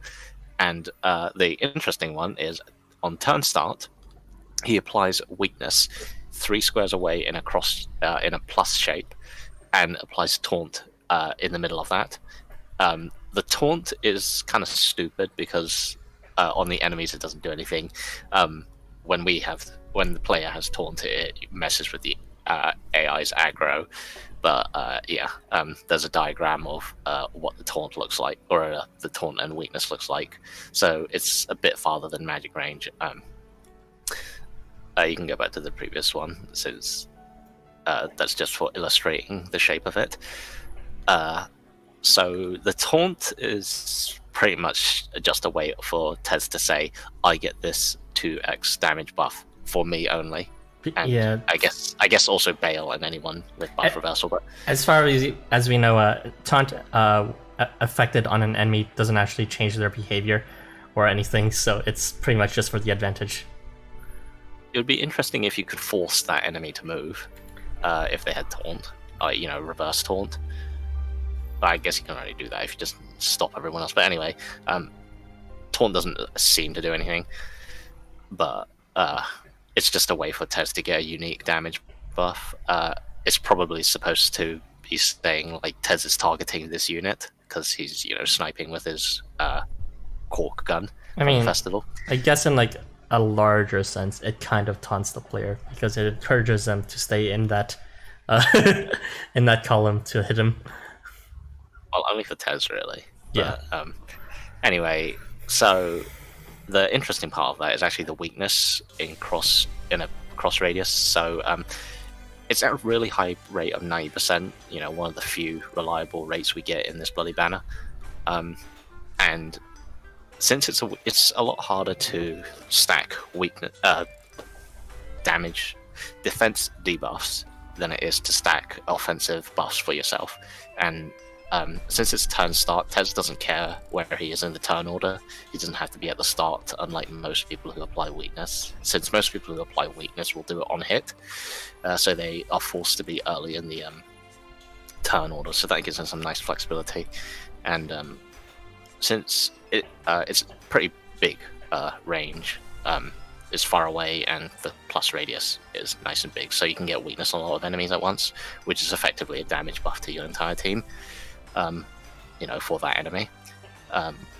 So I think the weakness is honestly the best part of his kit, just because I think it's the first kind of thing we've had where it's like turn start damage defense debuff. Furufumi. What does he have? Stigma? Yeah, turn start every 3 turns. Yeah, well, Tez does it every turn. Okay. How about that? There's also Krampus that does it every 5 turns as well, but that's Yeah, so Tez is like the first one who can do it so frequently and at a 90% rate, which is kind of ridiculous. So he deals pretty good damage, despite his poor attack stat of 3,856 with the Berserk plus weakness and taunt. He would deal 12.5k damage on the taunted enemy. On the weakness enemies, he will only deal 6.2k, which is less impressive. But remember that Berserk plus and the weakness are rare damage affecting buffs and debuffs. So you could give Tez any damage debuffs and his damage. The energy. Yes, you could give him any damage buffs and his damage will start to scale really fast. So I think that's cool. He's pretty good attacker, and even if you don't use him for attacking, just the weakness in the cross radius is really nice, reliable support, and he can do it from very far away, which is nice for being, since he snipes, so he doesn't need to be anywhere near the enemies. Now let's talk about the defensive side of his kit, his third and fourth skill. So the reason his defensive side is so bad is because all the proc rates are absolute trash. They range from 50 to 40 to 50, which is I don't know why. You'd be better off just putting Tez in the back, sniping and weaknessing. But anyway, so he applies tenacity to self before he gets hit, only at 50% rate, so not to be relied on. And he applies reflect debuff to self before being hit, also not to be relied on. But it's nice because assuming you manage to proc everything, you would completely deny any debuffs as long as they don't apply 2 in 1. Yeah, and if they don't, then you just have reflect debuff lingering there after a while too, which is like 5 turns. It's a long-lasting buff. Yeah, it's a pretty nice long-lasting buff, and you can, so just telling debuffs to get out is always nice, and it could, depending on what debuff you reflect, it could be pretty debilitating for the enemy. He applies darkness to enemies who hit him at a lower rate, or 40% for some reason, and that's after being hit, so he will not benefit from the damage reduction, which is a shame. So, I mean, darkness is a rare debuff, so that's cool, I guess, but for 40%. And then he also does flat damage, which is whatever, because, again, 50% rate. Any comments on that? Right there you are. Let's go, 50%. I mean, Let's not talk about that. What was horses again? Is 1.5 even that impressive? Actually, I don't think. I don't know. I think Horus is 3,000. Yeah, I was like, 1.5 only. Whatever. Yeah, so I don't know what's up. He's also immune to poison and fatal poison, so he has no synergy with Shenong. In fact, I think that actually makes it worse. Like those, at least poison as a thing. Oh, by the way, Life Wonder Spies, if you're watching this, you forgot to make him immune to the fatal poison stackables. So Yeah. Oh, right, there's that too. Well, yeah, I think I already submitted a bunch of tickets to fix kits and ARs and everything, and apparently they still aren't preparing the fatal poison stacks for newer units. How do they keep on Even forgetting though- that? Actually, I don't understand why either, but they don't have a checklist. I have video evidence. I was using the poison immunity card on fucking Kushi, and he was not immune to poison. How dare you, Life Hunters? Anyways. he is, well, it is fixed now, I think. Yeah, after the event's done. Thank you. Yeah, so I think the fatal poison's completely pointless because they're really rare debuffs that aren't really that dangerous, and being immune to poison is actually worse because it means he cannot synergize with Shenong ever. I mean, So it's like, what do you even want at that point? Because he has reflect debuff too. And I'm just like, poison Shenong. Well, that would be before getting hit, so he would. Since he applies on face star, he'll probably have it most of the time.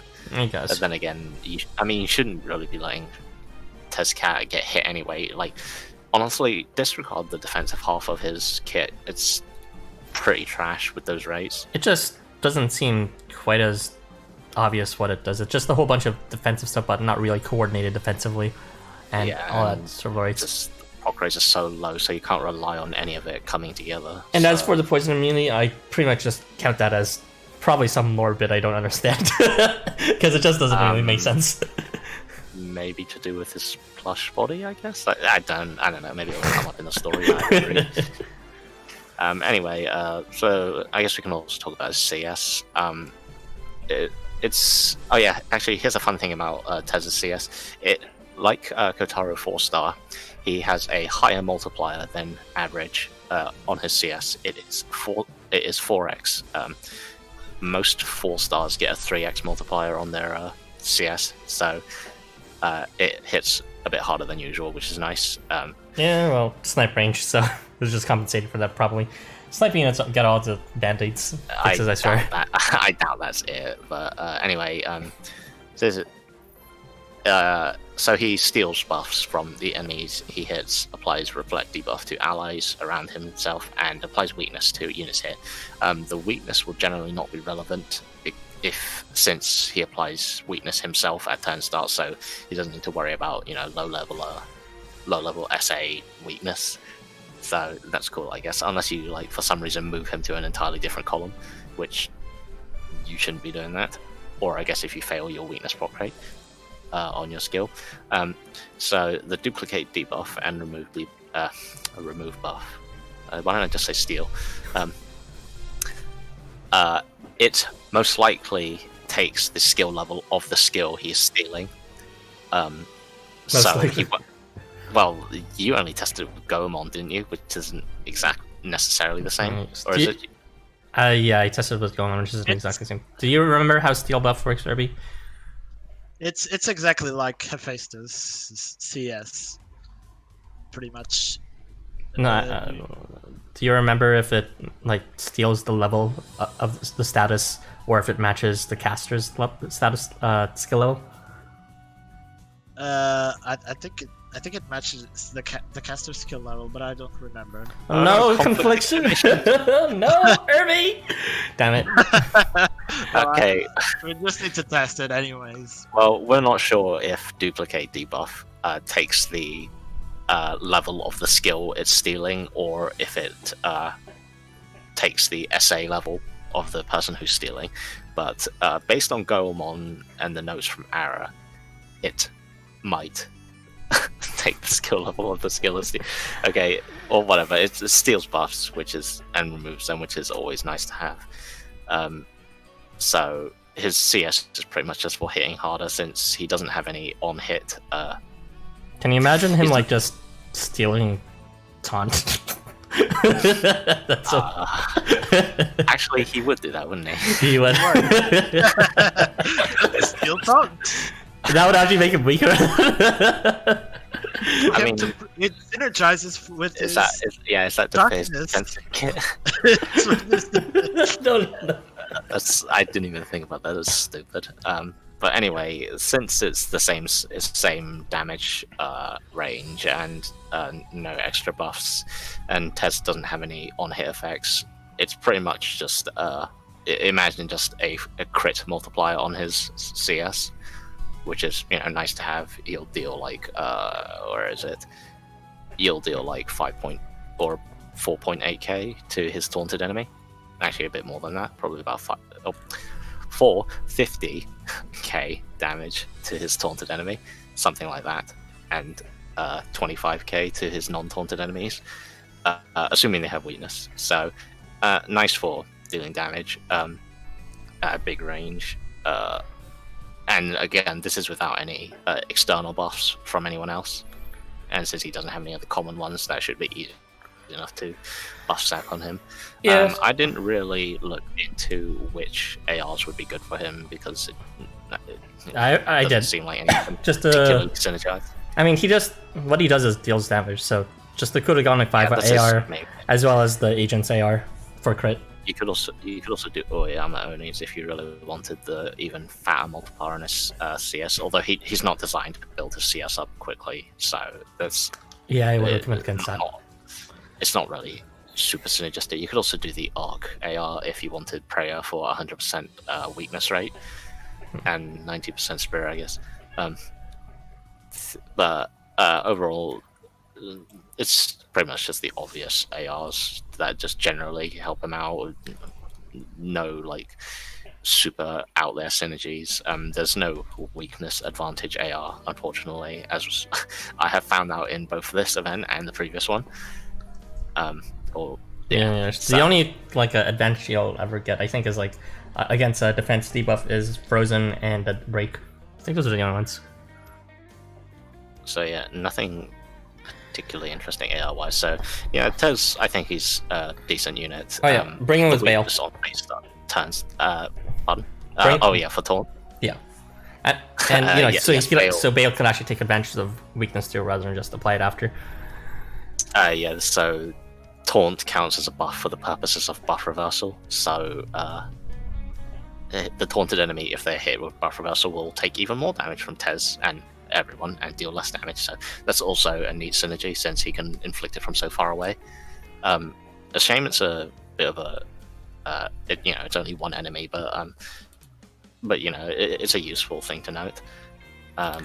So like I guess in summary we could just describe Tez as a damage dealer who ups up his damage through unconventional ways, which allows you to damage stack damage buff stack with other things that and not worry about it overlapping. And also has reliable damage support with 90% in a big range on weakness. And he has defensive stuff, but kind of harder to describe whatever that is. Disregard that shit. Yeah.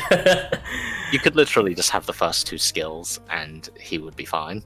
Yeah, the rest is a neat bonus, unless Irby has something to say about the flat damage. Tell us, Irby. I have nothing to say about this game. I said already. But you own him as well. Yeah, but I still think he's kind of Yeah. All right. Yeah. All right, that's a good stopping point for this unit then. Please, Salgus, if you will, the comments. We were on Lulu does that anyway, right? Something like that, yeah. I do that anyway, yeah. Plain damage unit meme, I assume you mean flat damage meme. No, that's actually the least... Well, that's one of the least remarkable parts of his kit. Tez can help magic units, but still Otohime. Yeah, I mean, he could help Otohime by applying weakness from big distance away. So even if you don't want Tezcat just for his personal damage, you can also use him as a damage support for everyone else. Potential taunt possession play.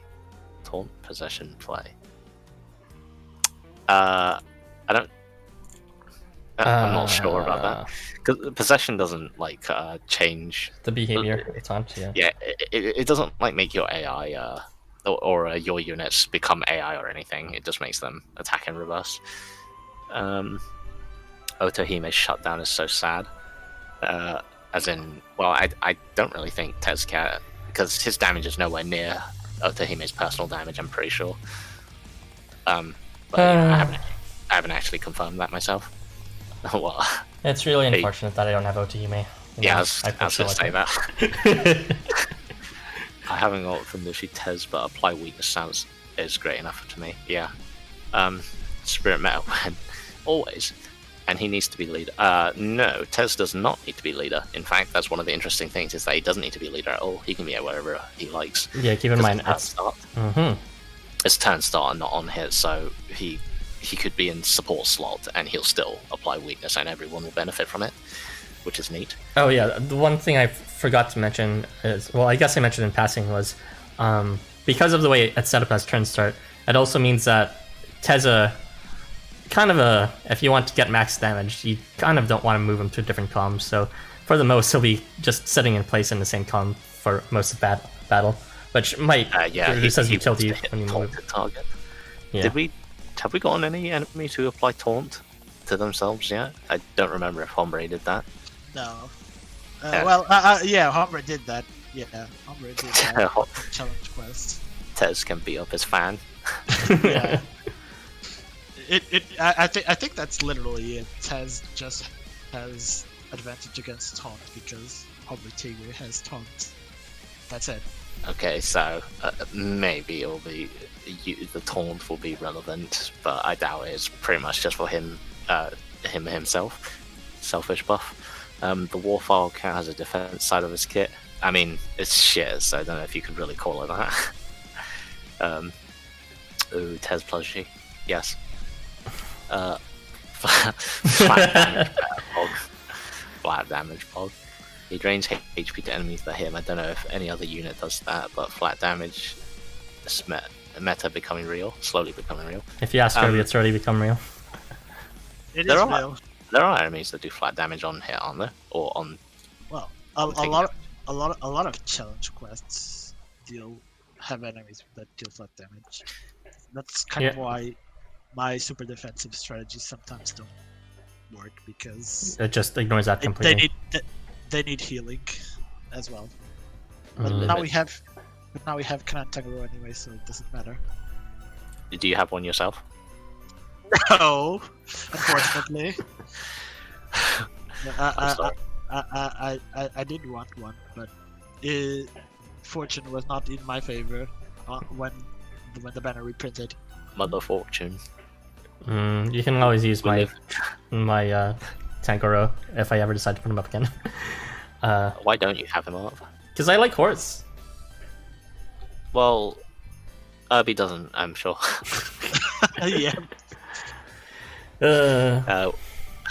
We live in only damage meta nowadays. We were always in those days since sometime recently. I don't know when it kind of shifted towards damage stacking. Magic Tezcat goes Nya. Tezfest just sniping everyone with 360 shots. Gets hit by a debuff, but reflect debuff like a huge note when it hits back his enemy. Yes, it's what do the kids say these days? Uno reverse. Yeah, it reminded me of what's called that one drop quest I never actually played, with Tez getting reflect debuff every turn start. So it's kind of like that. Yeah, people keep complaining about that. Seed every unit forehead. Just put him in the back.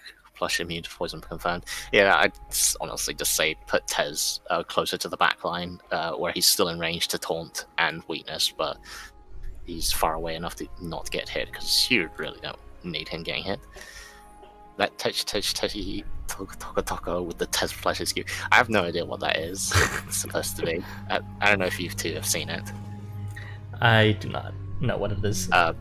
There's a voice line that the Tez plush has that has him say that, and I don't know what it's supposed to mean, but I didn't bother looking it up. It was cute though. Chibi Tez is too cute. Marketable plushies is the future now. They should have had plushies for a long time now. Where's my little Salmon plush? Buy some of them. 450k. Oh god. Let's go. Plushy fucking.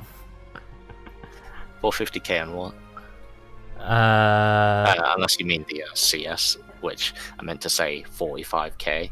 Yeah, not 450k. Then it's closer to 50k.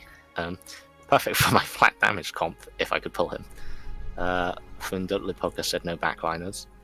That would be Eita. Yeah, he'll just shoot them out. But I am back doing an experiment with potatoes.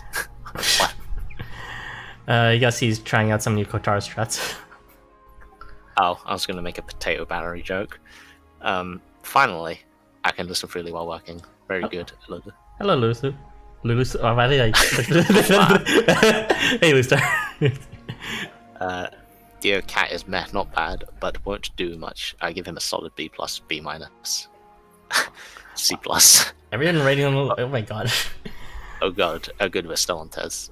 This kit is pretty sus for a world rep. Well, he's also 4-star. I mean, he has the higher damage multiplier, but I'll get onto that on the next time I talk. How did you guys talk so much about Tez? Holy crap, there's not much to say about his kit. Then again, Is this the first world rep to get a variant? No. Searcher already got his variant. Yeah, Searcher.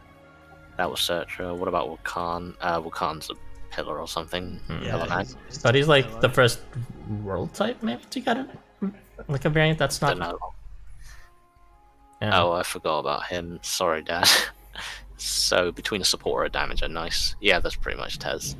I forgot Macan was a pillar, he's a pillar, he is a pillar, he isn't a representative. I mean leader, so enemy got weakness first and others can wreck him. I guess in that sense, but Oh no, this is pretty sus of a kit. I disagree, but whatever. Tez did a summer tiger. Pensive. He isn't the worst unit of the batch. Oh, not even close. Like, we have much worse than this. TJ, Aaron, unfortunately, I've been on stream. No promises.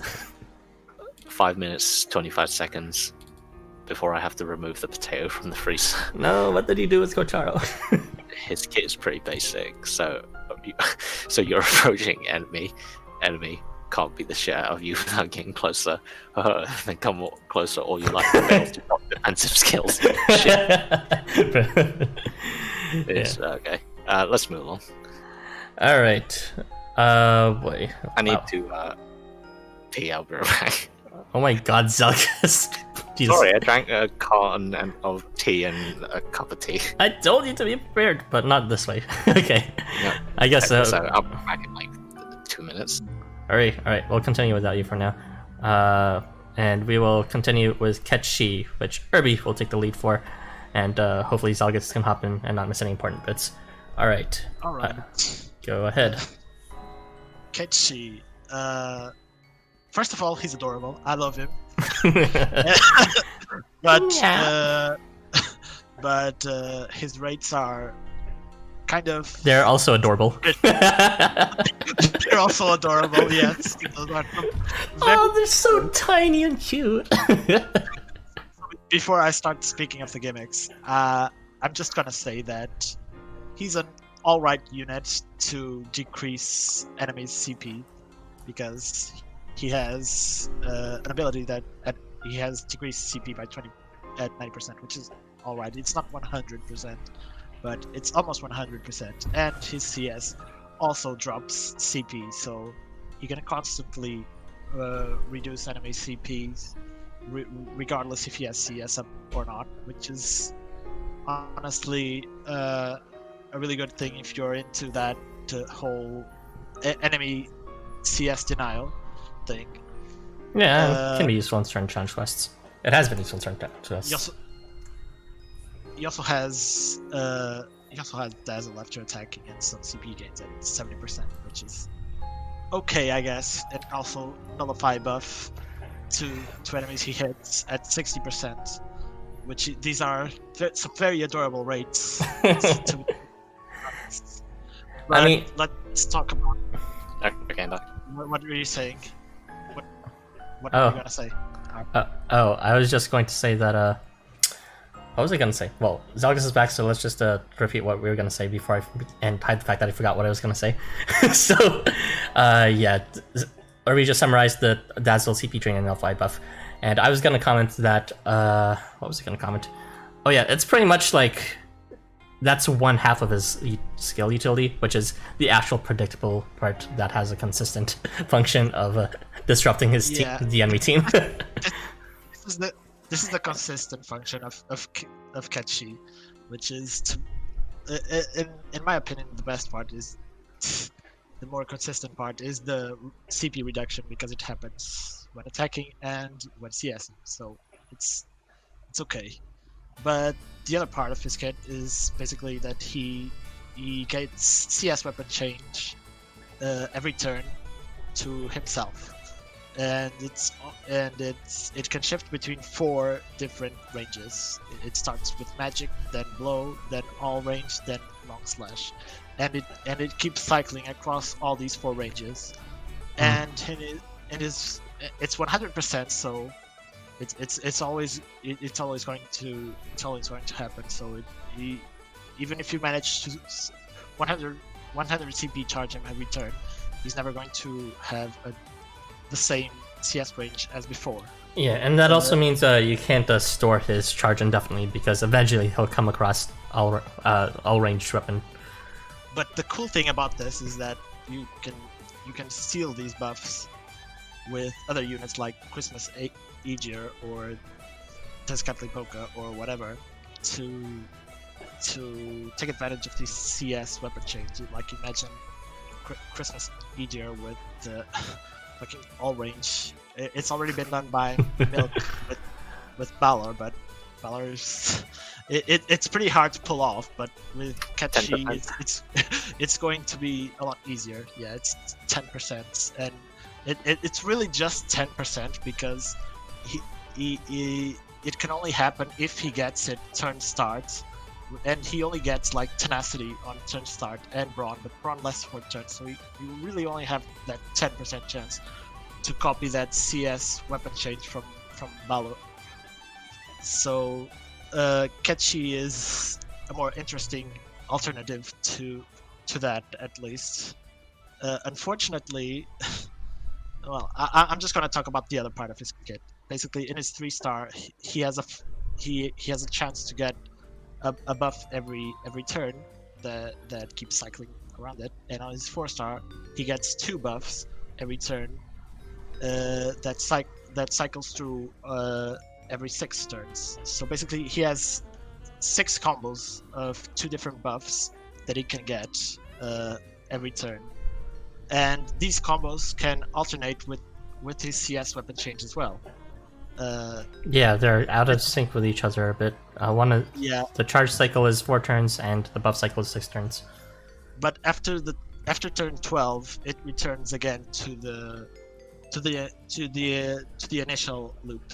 So it loops every 12 turns across weapon change CS and the 2 different buffs. He gets a ton of different random buffs, but it's only at 40%.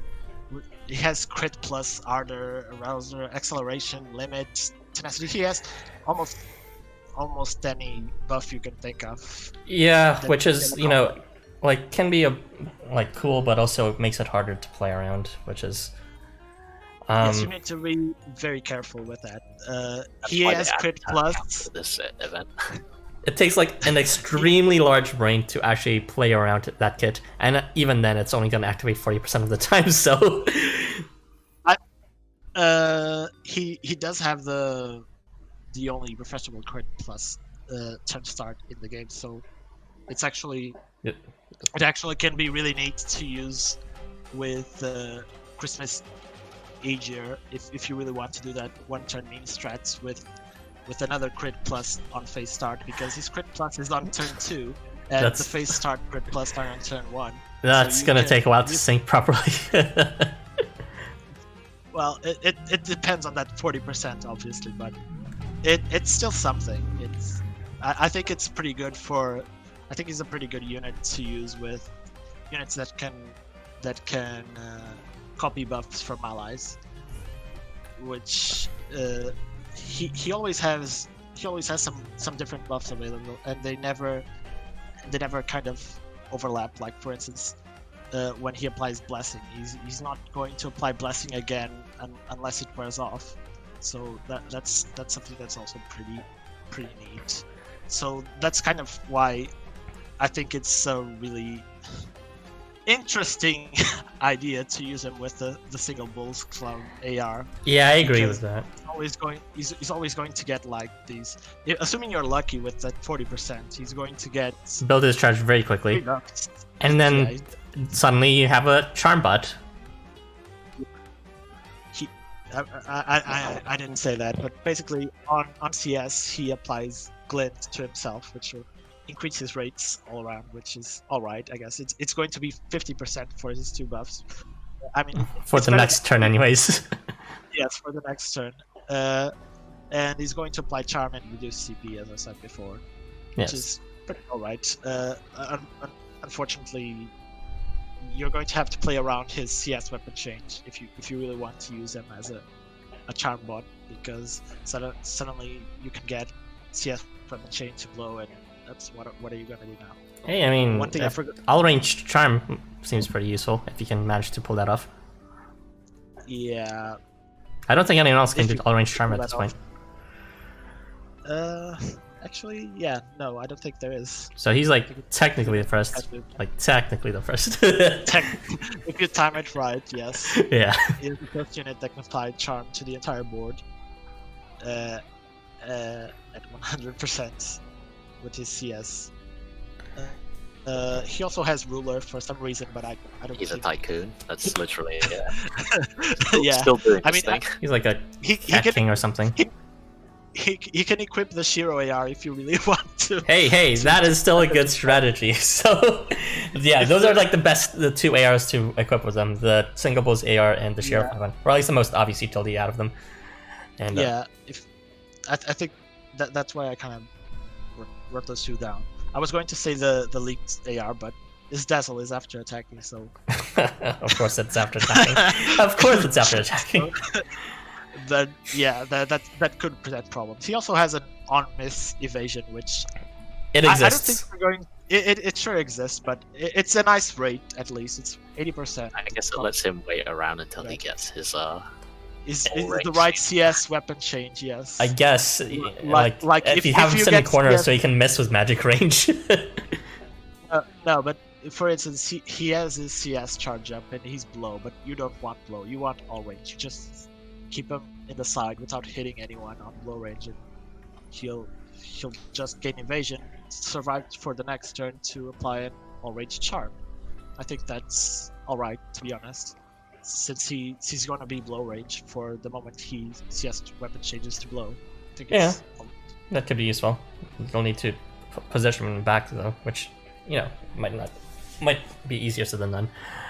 And I guess one other thing is, even though I mentioned before that it's not like gonna be easy to plan around this, I didn't say it was impossible, and it just might require more brain energy than you'd like to invest. However, you can make rational sense out of these buffs. So you can categorize them into roughly 4 categories. We'll call the 4th category the rest, because it's like, who cares about them? But you can see that there are 3 different categories: one for damage buffs, another for defense buffs, and another for CP buffs. And you actually get them on half of the 6 turns each. So for the damage buffs, you can get a crit and limit and what was the other one? Ardor. And that is yeah, those activate. Spirit. No, shh, that doesn't exist. Spirit. Forget what? I don't know what you're talking about. Anyways, so yeah, those buffs just kind of like bundle them in your head as damage buffs, and then just remember, if you really want to use Ketchy to the max potential, just remember the damage buffs happen on turns 2, 3, and 6, and then repeats every 6 turns. For the defense buffs, which includes evasion and tenacity, I believe, and protection, those happen on turns 1, 2, and 6. And for the CP buffs, those happens on turns 4, 5, and 6. So a lot happens on turn 6. But yeah, just remember those subsets, and you might actually be able to play around that supposedly random assuming it procs. skill. Yeah, assuming it procs. Oh yeah, It the is in-game random because the proc rate is so low that you're going to be Yeah. gambling with that proc rate. the in-game description of Ketchy is actually very misleading because it doesn't actually list any of the buffs. It just, well, it says something in Japanese, but it's like one line, so I assume it says something like 2 random buffs, Yeah, which is it a says- lie. Well, for 99% of people, they might as well be random even if they look at this. So, what do you expect that they do? They like use like gather radio waves from space to randomly generate a number to activate which buff you should use. There's no such thing as true randomness in these games. Well, it would have been better if it was, was actually cycling through random buffs. At least then it would be interesting. But It would be worse. I keep on telling you that. It was actually but random it'd be buffs. cooler. Oh my god. Anyway, so for anyone who is planning on trying to sync up abilities here, it's because both sequences, the CS weapon change and the buffs, they both increment by even numbers.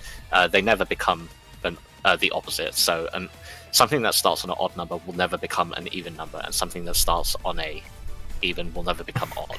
There's only one thing Zalgus wants to say out of this, and it's so you cannot sync up weapon change all with crit plus, because crit all starts on turn 3 and will never become an even turn, and crit plus starts on a even number, starts on 2 and will never become an odd. So if you're trying to sync things up, take note of that. You know who else has a all range charge with crit plus? Sweet no Jutsu. Kotaro, yes. Yeah. At that point, just use Necros with crit plus. Yeah. Yeah, so I really don't think Ketchi's worth it. Like, the static part of his kit, the Dazzle and, all that, That's it's okay, probably but what it's you'll not want to really consider worth it. first if you want. It might seem unremarkable, but that's really the thing you should focus on to decide if you want to use this unit or not. I think the CP drop is also very important. I've been reinforcing this because I'm really not sure if there is a lot of units that can potentially I know it can be difficult. drop CP on both attack and CS. So that's something. I don't think on both. Vargas can also do it on like magic range, but I don't think he reduces CP on charge. So that's usually the problem when you're trying to deny CSs. Is that sometimes you get your charge up, and that can completely ruin everything because the charge generates CP for the enemy. And that could be a potential scenario where Kenshi could come in handy because he can always keep the enemy CP down regardless if he has his CS up or not. yeah, well, I thought up. That's something I thought up as something to consider outside all this randomness that isn't really random. yeah. The one thing that is surprisingly more consistent than other CP depleters.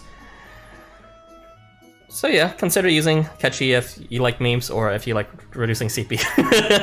I think the most interesting part of Ketchi is the voice actor, who is the voice actor of Pikachu and Morgana from Persona 5 and Tony Chopper from One Piece. Morgana from League? I see. Yes, Morgana from League. Alright, I think we have said everything we want to say about this. Unless are there Also, any thoughts? Timo from League. Timo from League in Japanese. I did not need to know that. That was a weird fact. Any remaining thoughts, guys? I Disappointing. wish his attack was higher. It's like a bit under average, I guess. Yeah. Why did it through random? Yeah, I didn't talk about the comments. Oh right, and yeah. If that's everything, then please go ahead and read the comments, Irby. He isn't the worst. I don't remember where we stopped. Zalgasur's up. The bit about enzymes. Potatoes. Same way. Yes, I didn't miss the kitty. Bro, let's go. He is a meme unit. Yes, he is a meme unit. Nyan intensifies, he cute. Nyan meme time. I'm still not sure if they're male or female, but ooh, gimmicky units. That's enough for me. I like the fact that he's not wearing pants because I feel like it's Lifeform's way of saying he's not meant to be looted. They'll find a way. The artists will find a way either way. Unfortunately, that's it. We just can't have just a cute cat character in the game. Lucky cat. A cat is fine too. A cat is fine too. He's gross, disgusting. He has weird spots on his fur. Yeah. Ketchi needs to stop with the gimmicks and go back to Final Fantasy VII. Wow, who even uses Ketchi in Final Fantasy VII? Every time Not in the remake. I see Morgana P5. Yeah, that's because it's the same voice actor as Zalgas already said. You say that Rutger, but Solomon also doesn't have pants, and he's looted. Oh yeah, Solomon doesn't have pants. Oh damn, that's a lot of buff he does. Yeah, but Not their really. time just right, so only a few stack. This feels like a meme kit, and to use Ketchi as his finance, it's necessary to have an absolute good also a big amount of luck. It is a meme. He's one of the most complex units, I think, and your timing has to be just right for that all range charm CS. Most complex unit, and then all of a sudden it just evolves into all ranged charges was powerful debuffs. I mean, yeah. He's too gimmicky. I'm not a fan. If you use him, you're agreeing to keep almost all your attention on him at all times. Yeah, that's true. It's just like a cat. Pretty much, I don't see me using them after the event, but at least I have Morgana now. I rank him a C. He forces you to play around him, and he's hard to play around in the first place. The reward you get for doing so isn't that high too. Isn't the satisfaction of using a meme unit enough for you? God damn it. Can you imagine that juicy damage from like a crit plus blow at 50%? It's like 57k. Wow! Only with his self buffs, you can use Leonard with him because he doesn't need to move. He cute when Cait Sith blush. I like his swimsuit skin. I didn't even know he had a swimsuit skin. It was like 2 skins or 3 skins, something like that. One of them is just. The kit of this Cait Sith is basically the second limit break of Cait Sith for Final Fantasy VII. The bird is so precious. What bird? I sent a screenshot before, but he has a bird on his head in one of the skins with sunglasses. Oh, that makes sense. He's got Ericles super 5-star tier evasion on miss ability. I forgot. Until we all forgot. I mean, Cait Sith's evasion, you can work around it pretty easily because of CS weapon change, I guess. I see a weapon change, long slash. Yeah, he can get crit plus with long slash as well. For some reason. I rank him S+. My reasoning: he is tiny and kitty. Mori much. I see. So Luther is a fan of small pussy. I see. Anyways. She tells you to go to sleep. Furufumi to go to sleep. AMC, you're looking tired. Why not sleep for a bit? Salomon, what are you doing here? I'm Master's familiar, not you. Herbie, you gotta voice act better. What are you doing here? I'm masterful to you. Stop that. Lara, please stop. I tried my best, but I'm not going that far. Character exists. I am back. Lab notes. Low temperature seems to be accelerate enzymatic process in potato. The cold potato slice reacted immediately upon contact with H2O2. Hydrogen peroxide. It foamed through the 3 minutes. Very cool, Brian. Very cool, Brian. Like when I do something for 5 minutes, Cait Sith be my pet. Meanwhile, female characters feel safe from being looted. I mean, Arachnid still exists. I mean, just huck them too. Yeah. Nyan judge stream. My summary of Cait Sith: he is adorable. I'm a fan of all kinds of pussy. Excellent stream. Are you like one of those like grinder guys that are like, show me your boy pussy? Let's continue this game. Let's just continue. We've been on this for almost 2 hours. So yeah, we're getting there. That's why I'm trying to like cut it short and all that. I don't know, but it's not working apparently. So let's move on to Ryota, aka my ex. Too many comments. These guys so chatty today. Anyways, but I understand. It's been a very long drought for all of us. So I will permit it this one time. Just this one time. So Ryota is very fat and very jolly, and what am I saying? I'm getting tired. Let's just skip straight to this. He is a healer and damage attenuator. So the classic combo. I've mentioned this several times, but to emphasize, healing is kind of crap by itself, and damage attenuation is kind of like, you know, why bother when you can just do damage amplification and destroy everyone's head. But if you combine it to healing and damage attenuation, they become quite strong because the health you gain in context of that reduced scaling damage means that you can actually out-heal whatever damage the enemy does to you. And so you might even get a net healing at some point. And whenever he moves, he's able to bestow 4 different buffs that give either a combination of healing or damage attenuation.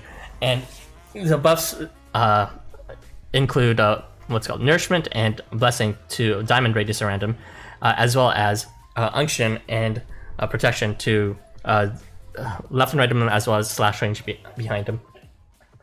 And in total, this gives him and his team within that slash range, reverse slash range slash left and right of him, 0.19 damage multiplier for incoming damage. So they're a lot safer, and as a result, with the buffs to Ryota, he gets 600 HP, and to allies, they get 1200 HP.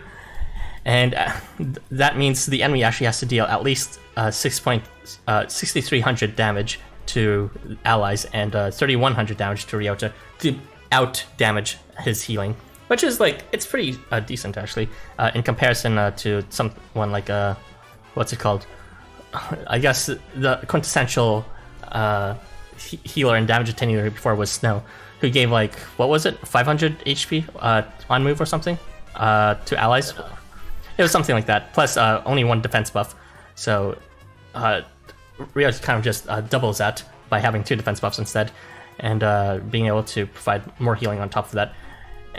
And they're on buffs, which, you know, I'm not exactly sure what to remark about that, but it is interesting to note that healing is tied to buffs rather than flat healing on move. So yeah, that is his primary role, honestly, and you can amplify that just by giving him other defense buffers, which he doesn't share, which is easy enough. You can tie him with either Gangley or Aizen, for example, for defense up or adamantine, given their debuffs. And besides that role, he is also a minor damage dealer. He can deal like it's like very middling but okay damage of 6.8k damage if the enemy has nourishment. Because he has, from nourishment, a 1.5 times damage multiplier, along with 2 times advantage against nourishment. So there is a reason for why you'd want to heal the enemy as well, which, you know, it's there. He's also, I believe, just off the top of my memory, the only unit to be able to bestow 2 different buffs to the enemy. So that makes him a very strong candidate to be partnered up with Baal, because Baal actually has a 2 times advantage against all buffs, so that means by pairing him with Ryota, you're basically giving Baal a permanent crit by giving those 2 different buffs so permanent crit as in a 4 times multiplier. So yeah, I would recommend bringing Ryota if you want to survive through long battles, which could either mean if the enemy strongly resists recognized damage through stuff like nullify damage, or if there's just many phases. And there are a lot of ARs I would recommend with this because, well, his utility is quite classic, and a lot of the ARs just have the classic utility as well. So for the first 3, I'd recommend the Arsalan Zab card, or if you don't have that, also the Babylon 3-star card or the Choji 3-star card. And they all give a advantage against Blessing. The Zab and Arsalan one actually gives advantage against all of the healing buffs, actually. But if you don't have that, advantage against Blessing is also nice to increase Ryota's own personal damage. And if you not, then you can also opt for AR cards that increase Ryota's personal healing, which of course makes him a lot tankier in the context of those defense buffs he applies to himself. So either the phase start Ryota card, which gives healing to himself, or the on move one, which gives like 400 HP on move. And there's also the Oniwak one, which gives HP before receiving damage, and then there is the Gunzo Akuma one, which gives HP when attacking. So they're all decent candidates to just make Ryota harder to kill.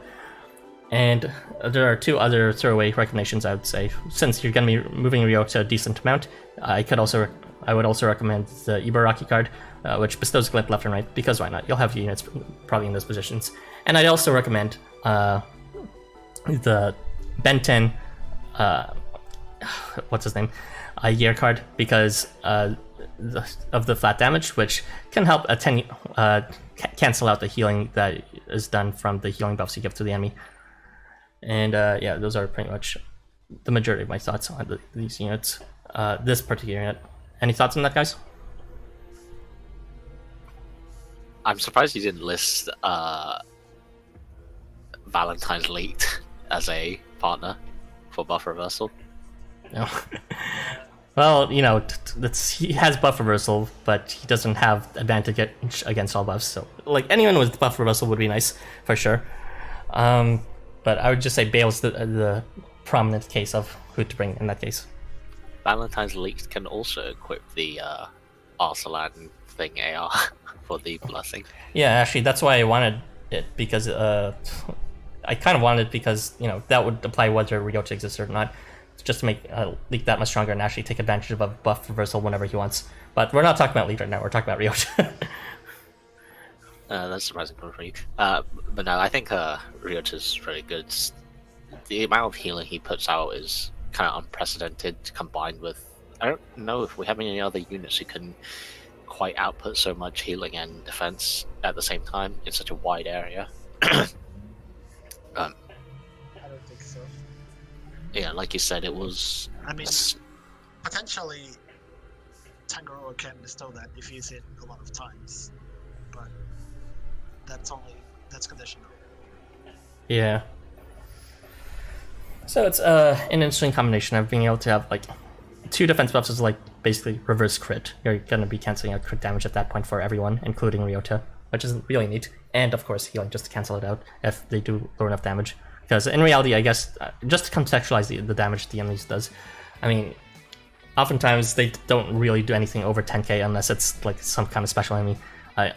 If like high damage from regular enemies is considered like maybe 5k to 10k, and Ryota can shrug off most damage otherwise. I just realized for this chart of yours that you didn't really put the proc rates on there. Yeah, well, it's like, who cares about proc rates? You can look it up in the wiki or in this one right here. It's like they're decent. I would admit, I mean, it is, but it's like once you activate it once, it's there for 2 turns, which is okay. Yeah, unction is 60%. The rest ranges from 80 to 100, so that's fine. But yeah, yeah. Of course, this is like assuming perfect activation, but it's they're not. I would note them if they're like extremely really bad rates, and none of them are really bad. Maybe unction at best, but it's, you're not gonna really be planning around that possible failure. What you're gonna do is you're just gonna keep on moving him anyways. He's also immune to immobility. Oh yeah, that Babylon synergy. I guess I don't know. Yeah, I don't know what that's about. You need to move her, and she bestows nourishment as well. Yeah, anything that's just there's some things in this part that I just didn't mention here because you don't really want Ryo to charge, and yet he has an ability to build his charge up. What does he do when he builds his charge? He heals a bit more and then drains. Wow. Yes, drain. Why even bother? Anyways, and after debuff, it's like healing. I guess it's not a very significant heal. Honestly, there's better choices for healers who get debuffed. I think Break does a better job of doing it. And well, I actually can't say I haven't done a direct comparison, but 200 HP is kind of negligible. And phase start CP self again. Who cares about his charge? So I'm like I try to look at these things and try to look for the benefit, but it's just removing 1 buff and 400 HP heal. That's use Ryota with Macan 5. Stack defense buffs. They both need to move. Huh? No, Macan doesn't need to move. Macan 5. If you don't care about the tenacity, you can just leave him without guts. Yeah, you're right. And then he would have guts, unction, protection for like 1/8 damage taken and a boatload of healing. Also the non-guts strengthening. Yeah. Yeah, that could work. I don't know. So if you really like long battles and a lot of healing noises and just shrugging off long phases, Ryota's your guy. He might be a lot more relevant in the coming challenge quests now that damage nullification exists. So we'll just have to see. Is that all our thoughts on Ryota? As most of my thoughts on. There's not really too much to say about him because what he does is pretty simple, but he's effective at it certainly. Even though it's really simple, I still think it's probably the best unit of the banner, to be honest. Yeah, he's probably either. Well, I think Tez is better, but that's only because I like damage. Me big damage, big numbers. But Ryota's about small numbers. Yeah, small what? Ryota is about small numbers. No, I heard what you said. I was just making a joke. Anyway, if that's everything, then I'm just gonna go ahead and read the comments because we have already passed the 2-hour mark. Where did we leave off? New longest stream. The vomiting face. Vomiting face? Someone said that. The sick face. Oh. Let's see. Show me the vomiting face. Catchy being cute as a plush. Yeah. My lab notes will forever be in this video. Okay. Thank you, Brian. Tell us if you have positive or negative results, or if your paper gets retracted because of what's called P hacking or something. Fat Fuck Friday. Yeah, let's go. Ryota-san, I got Ryota. Yeah, I got him too. I don't know. I'm just using him for level 3 quests, so I can't really comment about how much I like this gameplay so far. But everything I said in this stream so far is true, even if it's just theorycraft and not really tested. He's the healing Nyan. I don't know. Fat Fudge Friday. Okay, didn't he just say something like that a second ago? I think he passes the combo buff. I don't know. I saw it on someone's Housamo speedrun on Discord stream. He passes the combo buff? What? What does this mean? Someone explain. I think he passes the combo buff. I don't know. I saw it on stream speedruns. Oh, well, I don't know what the Housamo speedrun is, so I have no idea. Alright, I'm just gonna assume that message was constructed by a neural network, by an AI, so I'm gonna go on to the next one. Crazy how he doesn't have extra damage to enemies with Blessing. Yeah, well, you can get that extra thing with those cards, I suppose. I was considering suggesting bringing her with Babylon, but Babylon already bestows Blessing herself, so whatever. Call Ryota a missionary because he's about to be a representative missionary Ryota. What was that? Anyways, I love the AR of Zaba and Arsalan. It's beautiful. Yeah, it's beautiful. Me too. And they're trying to make it slowly relevant because they knew it was trash. Yeah. I didn't do the damage calculation, but it's like it's just like he's gonna do a bit over 10k with that card, so it's good. And here you said that you wouldn't put as much effort into the other assets, so I think you forgot the number one thing. He's for the chunky belly. Yeah, holy shit! Have you seen the art for like Ryota? Like that fucking belly is just extremely detailed and delicious. I would eat a meal on it. Anyway, Gawi says, I really like how this chart is put together. It's aesthetic. It took me over 6 to 8 hours. It was very, very mind-numbing, but I'm glad how it turned out. I want to touch that belly. I want to do more than just touch it. I like the fact that none of his important stuff is when attacking, because that means that he can still use skill even when his charges fail. Yeah, he can just spam and he doesn't have to hit anyone. But he could drain at the same time. Imagine level 1 drain. No. That you're dismissed. No. Why is that? He can't equip the drain card, right? Or the drain advantage one? Yeah, I don't think I would have mentioned it. But I don't even remember which one the drain advantage one is. It's so irrelevant. It's like one of the what's called the desert drain ones, I think. After onsen, beach, and underwater events, I thought the game couldn't get more lewd. Fundush. The drain advantage one is the one that grants an attack buff.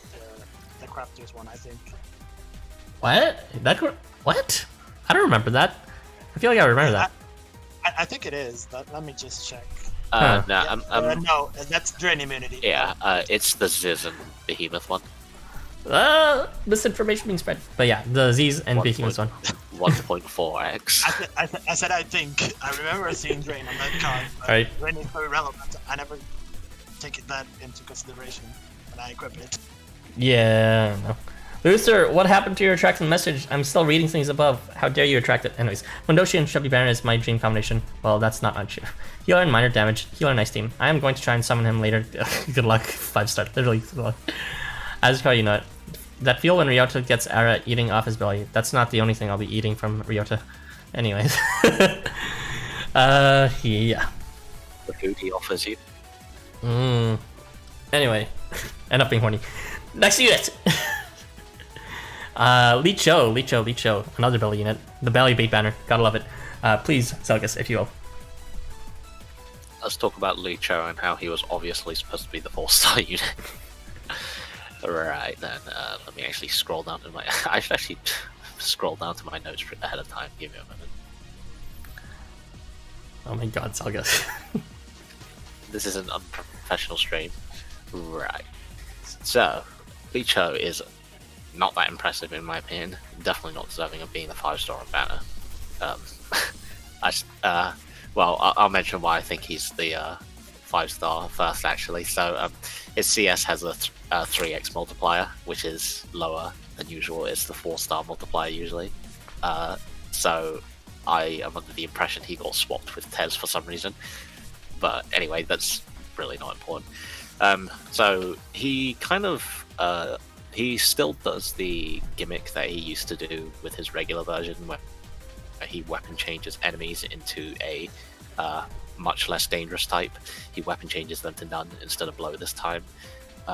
Unfortunately, the rate is kind of a joke. It goes from 8 to 16% for none, and 26% with his face dark concentration, which is cool and all, except his regular version already had 70% chance to weapon change them. So if you wanted to weapon change them into something less dangerous, you would probably just use his 4-star instead. I don't know why they gave such a low rate. Like, again, this is like banner of terrible rates. Who knows? Maybe they'll release challenge quests and they'll be immune to blow weapon change, but not non-weapon change. I think the reason for that is so that the food, isn't there a food that increases chances of triggering stuff? Yes, but I really would hope that they didn't build around those, because that sounds stupid as hell. Well, I think that was the point, actually, of all these terrible park rates, to be honest. Yeah, so he can, do the weapon change and make enemies not dangerous, except it's terrible proc rate, 26%, pretty trash. He also can deal okay damage. He can get concentration and vigor together on his own at all right rates, but he has to move to do it. But he'll only deal about 7,000 damage. The rest of his kit, honestly, is not that impressive except one part. So I'll just talk about the interesting parts. So when he attacks, 100% of the time, he will change to magic range. He starts at wide slash range, so this gives him the ability to attack in a big pyramid shape. If you would change to the thing, please. The first time he hits an enemy, he'll instantly change to magic range. Did you change the image arrow? Yes, I did. You might be Okay, a few seconds behind. Here you go. I like how my assets are super low quality and yours took forever to make. Anyway, so when Licho attacks, he'll continue doing the wide slash range attack, and then he'll change to magic range. This is assuming he has combo, because he can give himself combo, or if someone else gives him combo. So he'll do a wide slash and then he'll do a magic range attack. So he attacks in a big pyramid shape. The only square that gets attacked twice would be the one directly in front of him. So I guess he can attack in a big range, and with it he can apply none, maybe, to that big range, and he can apply weakness in that big pyramid shape. Except his weakness is only 60%, which is kind of low, 70% with concentration. You can go back to the other page now. Other than that, the only other thing he does that's notable is he gives oppression in a diamond around himself. Well, that's not really that. I mean, it's a high just slash range, plus sure, thrust rate. but Yeah.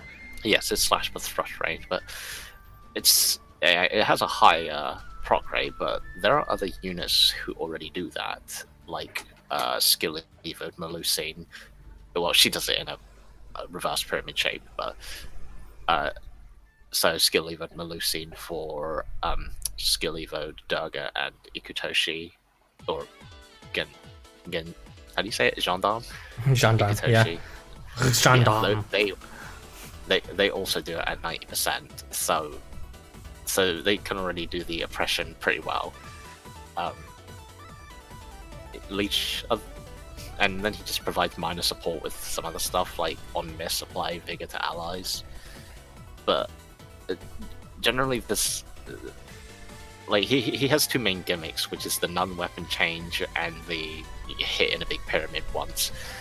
But neither of them really do anything because, yes, sure, he hits in a big range, but he doesn't do anything useful with it. He applies weakness, maybe. He applies weapon change, none, probably not, because low rates. If you wanted someone who could apply weakness to a large area, you would just use Echo, who can hit the entire map, at a higher rate of 80% without having to have concentration for 70%, and all she has to do is get hit. So, I mean, and that lasts a while, so... Yeah, I just don't know what's going on with Licho, honestly. It's like... I think the idea of having a wide area where he can deal damage is neat, but... He doesn't do enough with it. Yeah, that's pretty much it. He only applies weakness, except he's not that good at that, and he applies weapon change none, but he's not good at that. He's even worse at that, actually. And he can't even take advantage of weakness, even if he... Yeah, because it's after attacking, so if he were to... the only person he can take an advantage of weakness for while he's a long slash unit is the unit directly in front of him, because that's the only one that'll get hit twice. So that's not cool either, and he wouldn't even do that much damage anyway. Like he does about 7,000 damage, like I said, with concentration and vigor. So he would do like what, maybe 14k ish. Fun fact: when he weapon changes, his damage calculation also changes to magic damage. So he actually loses 4% damage, which is minor, but you know it's there. You just want to point it out. So he did point it out in the end. Yes, well, that's interesting. So, so if you were to hit like 5 units with his long slash, the first unit on the far left would take 32%, which is the long slash multiplier. He would weapon change to magic, and then the rest would take 28%. So he actually kind of loses damage, which is kind of dumb. It's like a minor thing. It's whatever. His CS is not useful. Just I love how you didn't even try to delete it. Oh my god, that was amazing. SA level Arda, and it has a lower multiplier than a 5-star should have, because he's probably all swapped with Tez for some reason. So yeah, Licho's kit not great. So his only useful thing is attacking big range, but he doesn't do anything with it. I guess if you really wanted to, you could equip the Seth Gangly 5-star AR that applies charm on hit, and then you could do a big pyramid charm, and yeah, that's all I could think of. At that amazing percent chance of flickering charm, yeah.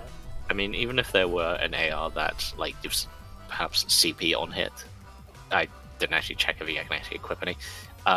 It wouldn't matter because his CS sucks. So yeah.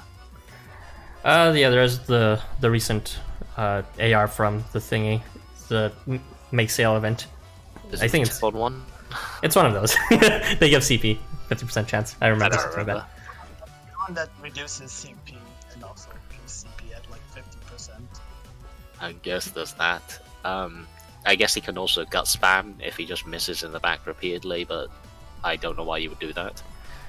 I think what's it called? Well, you know, from that obvious usage, his obvious usage, it doesn't seem quite as effective, but I think there's some interesting ways you could use him if you like think outside the box a bit.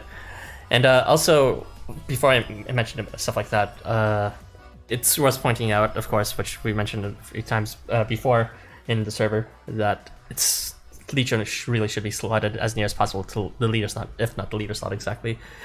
Yeah, so he can get weakness. Not just that, but he can't even switch to magic if he hits 0 HP units. So he won't be getting that pyramid range if like the units in front are already dead. He'll just hit the dead units again and note the units in the back row. So it's pretty important to have him, and you know he like, at least so far in my experience with the drop quest, he seems quite a bit less effective when you just have him on support. Those horizontal quests are going to be fun. Licho runs a pyramid scheme. But yeah, I think Licho is has a nice. I don't think he's a shit.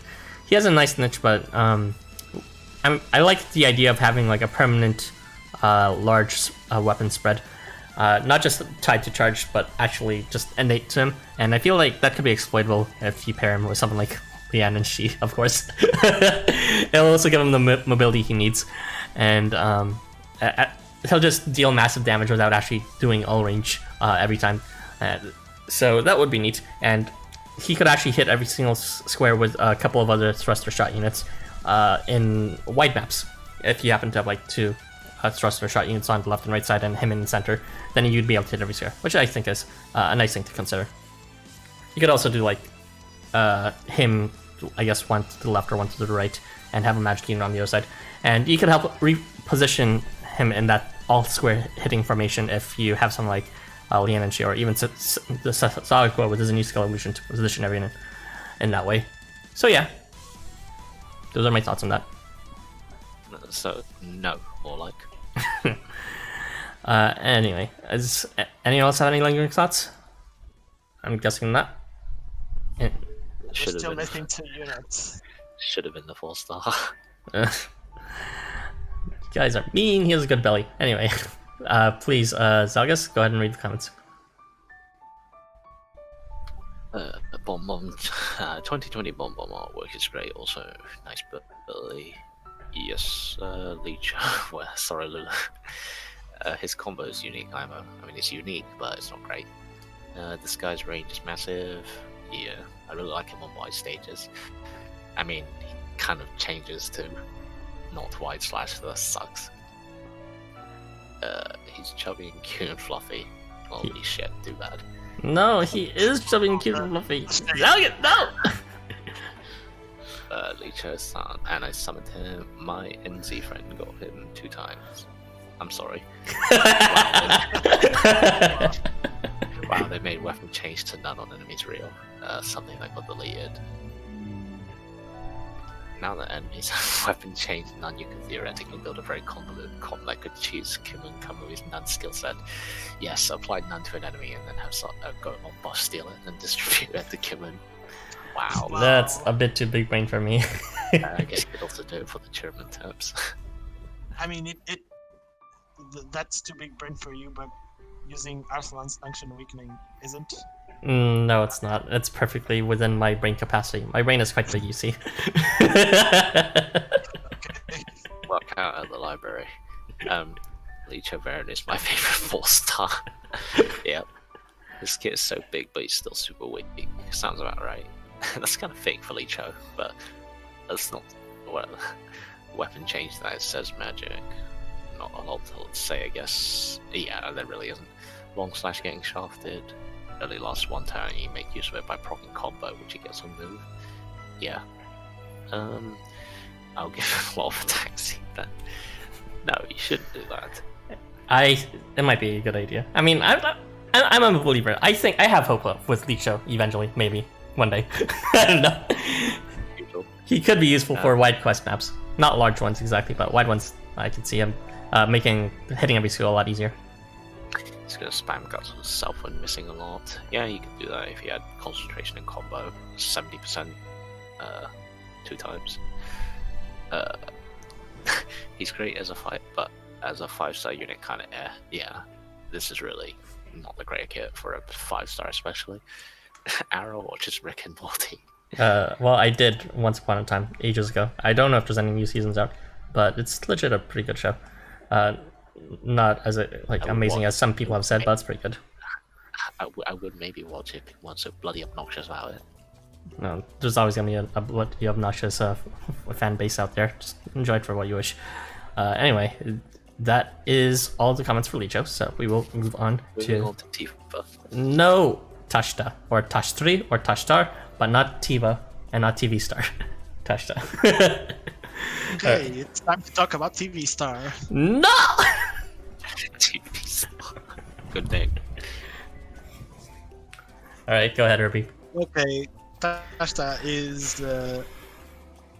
the second unit that is able to dispel debuffs when getting debuffs, and this applies to all of them. The first being Golem Bursty, that does it on the same skill trigger timing, but at a higher percentage rate. But Tashta can also do it at a pretty reliable rate, to be honest, at 70%. But since he gets glint and concentration on phase start, that can potentially be at 90%, which is it is skill seed bait. So if you skill seed him, he's going to have a 100% chance of being pseudo immune to debuffs. This of course excludes binding debuffs, but we can get to that later. he gets guts when he appears, and he can also bestow guts every 3 turns to allies adjacent to him. But he also deals some negligible damage to them, but that's kind of whatever. It's 800 HP. It doesn't matter. It's only 80%, and this is the problem.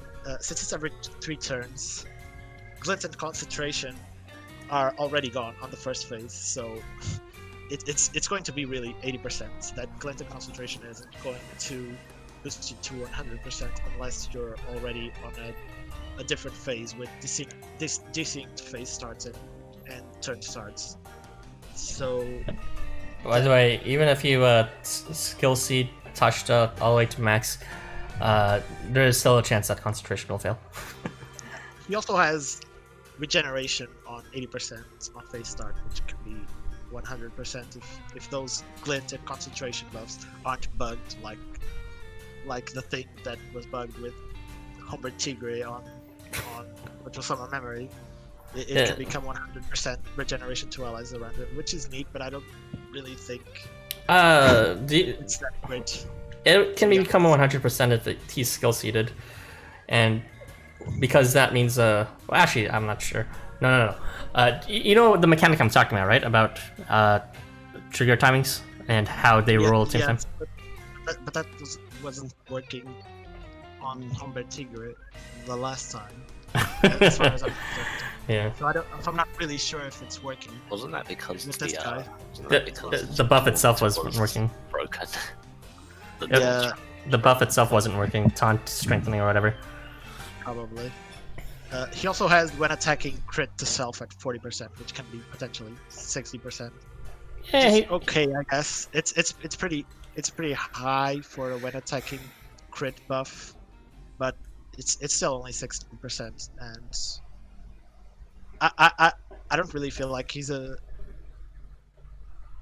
I don't really feel like it's really that impactful or interesting at all. I think the most interesting part of this kit is actually his pseudo immunity to debuffs, to be honest. But unfortunately, unlike Golem Bursty, he damages himself for every debuff he dispels, so that could be potentially annoying because he doesn't have any form of self-sustain to himself, and he also does not have any defensive buff outside his charge. But even with his charge, he only apply the adamantine to allies, so he can apply it to himself. So really, he's going to be reliant on his allies to protect him. Otherwise, he's just not going to be able to take advantage of that. His HP stack sucks as well.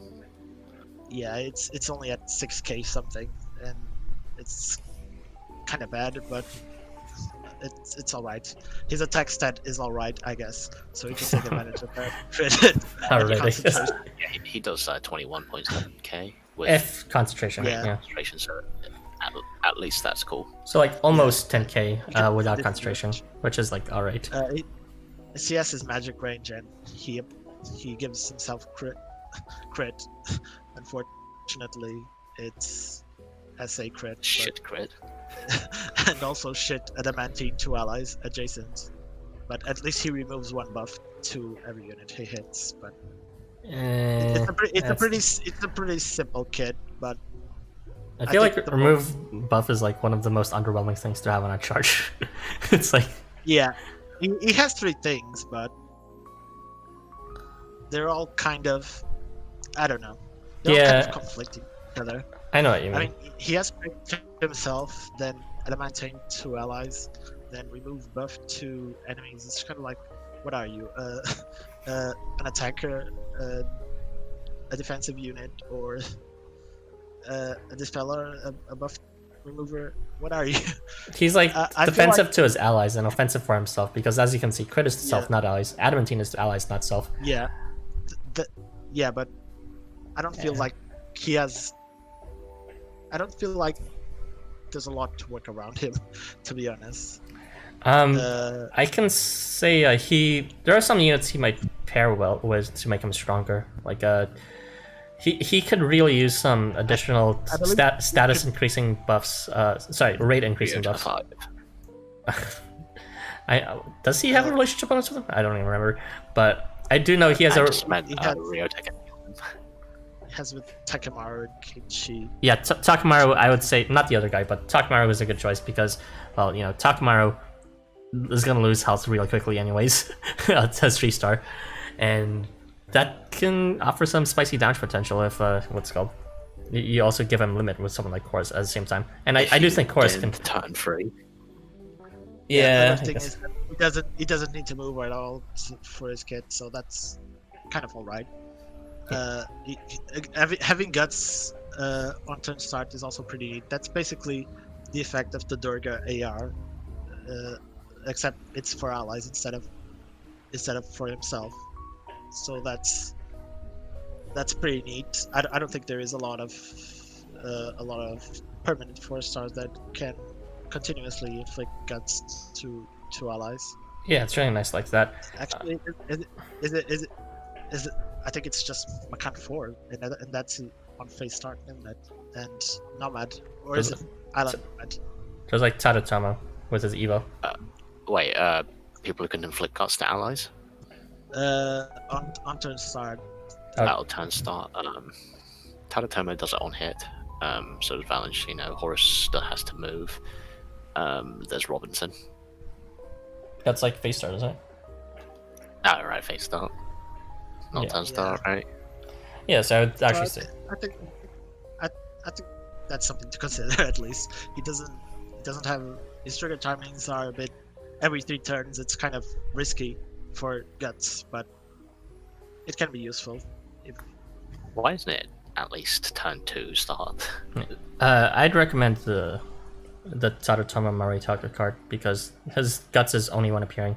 It'd be nice to get it on later phases as well, since I'd honestly recommend the Oath of Binding AR. Yeah, that one too. That gives him immunity to bind, so he can. And also that needed activation bonus. Yeah, so he can more efficiently be pseudo immune to debuffs. He's going to be literally immune to bind, so that'll help him keep his kit functional, and also improve his rates.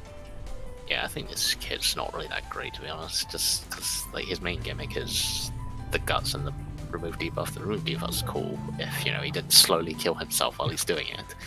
I would say that's people. There's a good amount of potential with that HP reduction, just to bring Horus as well. Not only will you increase the amount of guts chances you can get spread to your allies, but you also actually have some limits paired up with it, and which would complement this HP reduction. Bring a full guts team with Tadatomo, Melanchino, and Horus, and this guy. Yeah, pretty much. Yeah, that's very good. I guess another AR that can be equipped with him is like the Sunset AR that will help him. Gain him a little bit of help. That's a bit of a stretch. Any healing AR, I guess. I mean, it can help him sort of counter the HP reduction from his after debuff. Yeah, pseudo immunity. If you guys don't know, the reason why Irby is excited about the pseudo immunity, or at least holds it to high regard, is because he has demonstrated its very strong utility convincingly with Golem Diversity in some of the challenge quests. So, I mean, unfortunately, it doesn't seem like he's quite as strong as Golem Diversity otherwise, but it still needs to have pseudo immunity. Yeah, it's pretty neat, especially now since challenge quests are just overflooding with the party with debuffs. So having that pseudo immunity to all debuffs is pretty important if they continue to stack debuffs. Right. I think that covers everything we have to say about this unit. Simple and deals a lot of damage, and also has pseudo immunity, which is nice, and has some tricky activation rates and guts for life. But yeah, it's otherwise just throw it in your team, and you might have fun with them if rates permit. If rates permit. So did it go ahead, Irby? I think we're done over the thoughts. You can read at the comments. Where did you leave? It was Rick and Morty.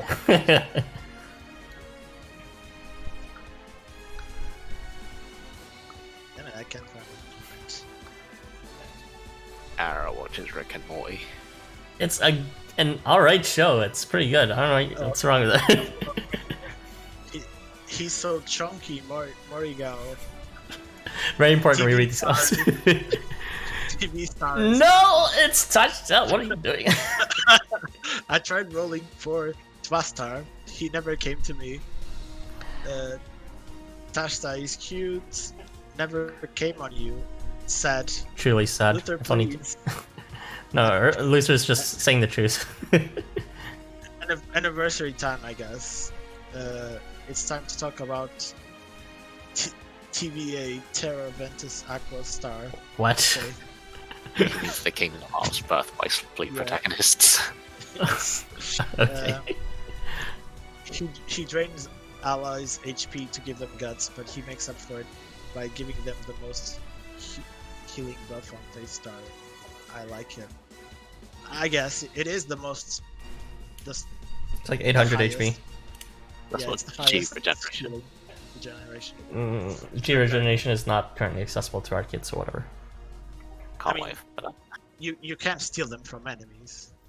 Oh, no. I did that. I did that with. I can. I- G regenerate. Yeah, I saw.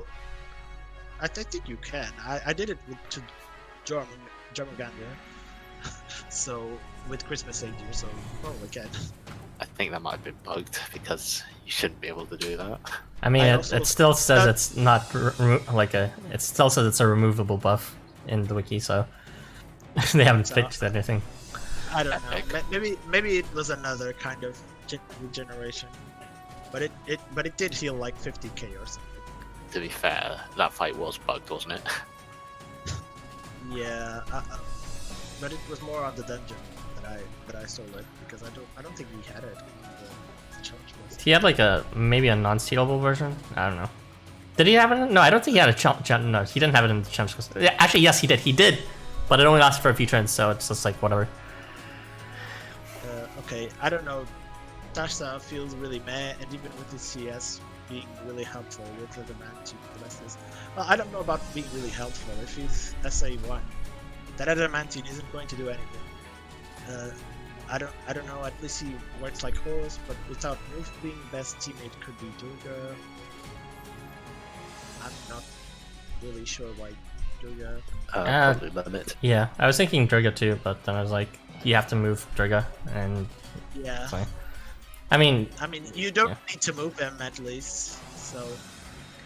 yeah. So anyone with limit, honestly. Although horse is your best choice, but anyone with limit would be good with Tashta. Oh, he passes the guts buff. He synergizes nicely with mountain drawers, right?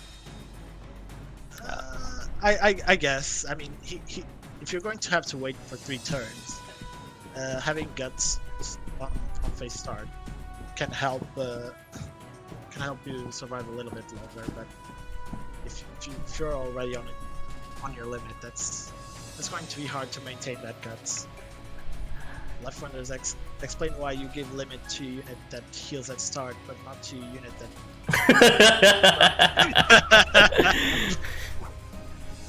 That is a good question. But wish he could spear me, Morigao. Same. I mean, at least it's a focused, consistent kit, unlike some other units on this very banner. I mean, yeah, the rates are pretty alright in comparison to the other rates. I mean, the crit is the lowest rate he has, and even then it's 40%. And it's a crit, so crit when attacking isn't really that. It's not straying away too far from the usual. Crit above 40%. Hello, Archie. To 60%. Oh, hello. I didn't even realize Archie was here. Yeah, you should read the names too, just in case, you know. They're not just like a blob of mass text. They have names. Housamo English archives. How do I know it's Archie? It could be an imposter. True. After all, Yes. there's multiple players on my friend list for some reason. Like, lots of imposters. Yes. It could be one of those. It could be me even. Oh yeah. I've certainly had fun with those proc rates before. Lairs at Akashi. Hello Arch. Hi Archie-san. Did it just randomize to the same song? Never mind. Sorry guys, you can't hear it. Never mind. I like how he's a simple unit that helps the team just by being there, given he's gotta have specific positioning and you gotta time guns, but it's alright. Yeah, at least you don't need to move him. Unlike Licho. Guess he goes to B+, not very amazing, but still very consistent and reliable to keep your team alive. I don't know if I'd say consistent. What? Don't know if I'd call it consistent. I mean, it's more consistent than Cait Sith. Tasha, the best creator. That probably meant crafter. No Yeah. problem, man. Glad you like it. Also, sorry for the late response. Looked out for it. He's also got a huge belly too. Luther, please. Finally, non-Shota character from Saruno. He's also cute and beefy. Belly. Not lots of good bellies around. Also, he should have been able to give Glint or Concentration, or both, to allies to work with his stamina drink bio. Oh, hi Wendy. More interesting. Wait, why Archie, didn't Hi. Tvastar get a crafter ability? Don't the rest of the crafters have one? Which one? You know how people in the same guild get like a theme ability, like ruler tycoons get ruler. Well, yeah, crafters crafters have also. them? Yeah, they do. They don't have a skill name that's the same, but they have the same concept of getting a glint or concentration or some combination of it, and usually on face start. Okay, I guess. So that's why there's like also an AR card that punishes glint. So if you really hate crafters that much, there you go. They also a lot of times have weakness, but I guess Tashta and Takaba. Yeah, it's probably just the concentration and glint parts that are their unifying feature. Also, you should have been able to give Glint to... Oh no, I already read this. I made Moritaka the character in my D&D campaign, and my niece said, I want to fall in love with him, and later today we are going to continue the campaign. I am the DM, God of Fate, in the D&D campaign we're playing. Thank you for the info, Brian. No, What? he should give CP to go with a stamina drink thematic. I think so too. I don't know what Glint and concentration has to do with stamina drinks, to be honest, actually. But I think CP would make more sense because it would give CP is basically means energy. No, see, he's encouraging others to drain their HP so that they will buy his drinks after the battle. I think the actual gimmick of that is basically because of his body part thing, attachments or whatever. I think that's why he drains HP from people because of that. Kind of a stretch, but okay. It's stupid, but putting on Oath of Binding for 30% skill activation. It could work. I mean, if you skill really steal good. him, and if you do it, then he'll also get concentration guaranteed, and that means he'll get guaranteed 30%. It'll also mean he'll be immune to bind, which is one of the statuses that completely shut down that pseudo immunity to debuffs. So that's a really good AR for him. Ophion also is in my campaign D&D campaign as a religious leader in my world. Very cool to know. We were people too. Barg looking sus. I'm voting him. Goodbye, Bargus. Off the ship. I actually Lisa, just... speak thy voice. also Luther's quit, I swear. Ash just came, Lude. He's draining them himself, and then... What? And with his dragon buddy. Oh, okay. First it was Bargust, and then it was Shenron. Oh, the humanity.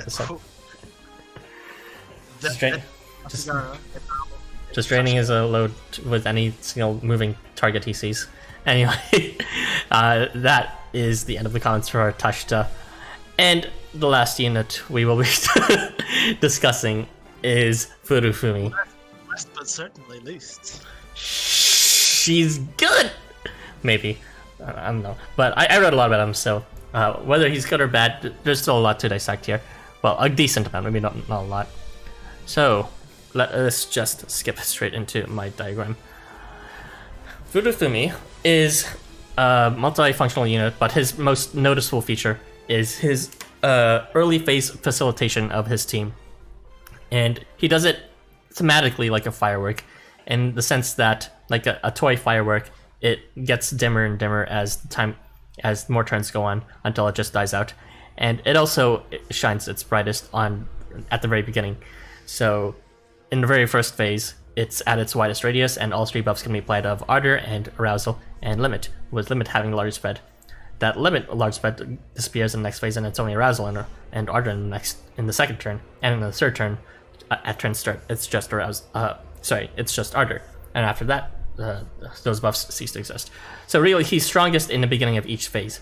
That firework gets refreshed every phase start, and you will want to, as a result, bring him in quests where you're expecting a very short phase length of like 1 to 3 turns only, so that you can maximize the amount of uptime that these status rolls can be triggered.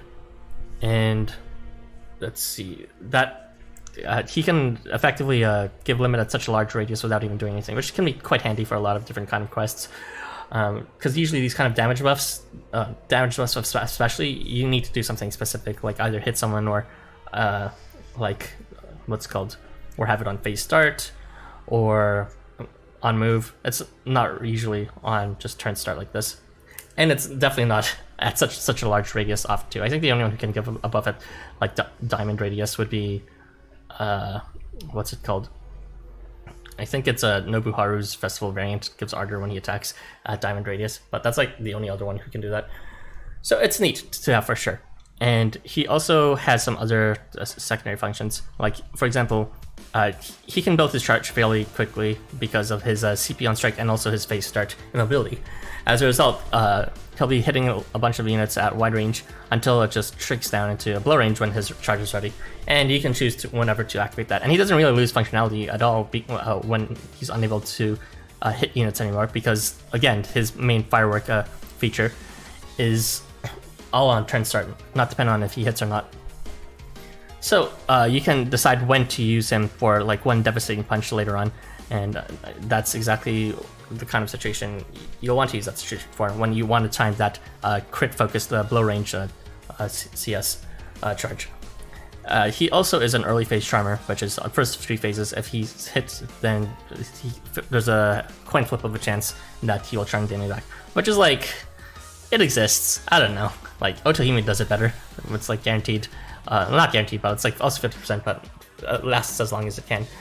And then he also has some other minor stuff like being able to remove all debuffs on phase start and heals 1000. And he also resists darkness, so that means he's slightly resistant to charge skill, just at least one charge skill ceiling debuff. So he'll be able to use his charge regardless of that. He also has one other feature, which I won't mention until later, but it's not really that significant anyways. So yeah, I would say bring him when it's when you require damage amplifying buffs for your team without moving. There's a lot of units that can do it with moving, like Claude, but not as much that can do it without moving. Do it with also bring him if you want massive single square damage and you want to time it properly, since he can build his charger fairly quickly, like I said before, and just general utility, enhance the strength of your team just by existing, sort of like his original vanilla cards, to be honest. And with that, I will also recommend some ARs that would pair well with some or all of these functions. I would recommend the Kengo ARs, either his 5-1 or his 4-1, just to strengthen his overall, I guess, damage. The 5-star Kengo AR gives crit, which can work nicely with his magic range normal attack. And if you want a slightly stronger charge with like increased multipliers, then you could go for the Kengo Shiro 4-star AR. You can also go for some ARs that increase CP, such as the leaked one with which actually gives CP on face start, or the Kengo C3 one, or the dead Tangrisne one, which gives CP on turn start. That would work towards just helping him build his charge a bit faster, which, you know, it's already fast enough, but maybe it'll help you get there one turn earlier. And lastly, he would also work well with these other ones, which let's focusing on the Z's one for in specific. That one gives drain advantage. There's one feature in Furufumi's kit which is quite perplexing, which in shot range he can inflict drain to the enemy, but you know, on miss, so he can never do it unless he has his charge up, and drain isn't even that. It's not this resistance, so he can drain. I guess it's just, why is it just, I don't know. It's like it'll make, if you bring him as the Z's one, I guess I'll hit a bit harder. And I'm actually surprised you mentioned that, because I thought we were going to completely pass over that. And then we were gonna bring it up. Yes. Now I'm disappointed. Good. No one's gonna shit on him except for me. Well, Milk actually already preempted you and said, wow, drain ratio. Wait, Milk's here? God damn it. Oh, shit. And then there's also, what? It's like the healing. Why did I pick these other cards? What does what's called?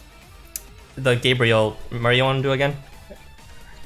Nullify debuff on face start. I think it removes, and I think it heals you before getting hit at a small chance. Oh yeah, the healing is actually, yeah, I remember now. The Z's one does not give you CP, but it gives you health on face start, and the Maria Gabriel one heals you before you receive damage, and the what's called the Zhao Durga AR gives you guts every 3 turns, and all these are fairly important because if you actually want to take advantage of his charm utility, because he does not have any natural defense buffs to himself, and which is a bit silly since, you know, he has an entire time limited skill dedicated to him getting hit. So yeah, consider using those if you want to take advantage of a charm. Yeah, those are pretty much all my thoughts. Anything else you guys would like to add? You ruined the only thing I wanted to add. You guys suck. Come on, try a bit harder. Don't just shit on that one thing. I mean, whatever. It is pretty bad, but let's see. Is it guaranteed? Hey, it's... Oh, I erased it into this image. I forgot to add the full image. Oh well. I think the worst part of this all is that I think I actually prefer the regular Furufumi. Yeah, I don't really care for this only useful for 3 turns thing, especially because it's really not that impressive. Like, yes, the limit and the order together are nice on turn 1. It's basically crit. 1 turn. Yes, basically crit. But it's not. It's just. I mean, I guess he's good for if you're trying to blow up phases very quickly, but they've been kind of preventing that more and more. With like, you could just bring Nyan, yeah. and she can do Ardor and Limit and Vigor. Yeah, there's also that. I would say to that, Furufumi is gonna be useful in a case where you don't really want to move units. Like, he gives it at such a wide range without moving. So I think he'd be quite useful for especially those kinds of situations where, especially if it's only just 1 turn exactly for each phase, so that you can just constantly refresh this like crit level buffs combination. It is a bit weird that it's like arousal is only 80% and not 90%, but whatever. And Ardor is even harder to activate, sadly. It's to make you regret seeding him. Left Wonder's nose. Oh no, I have too much E-Fame. They're not making my variants as strong as I'd like. Oh well. It's all connected.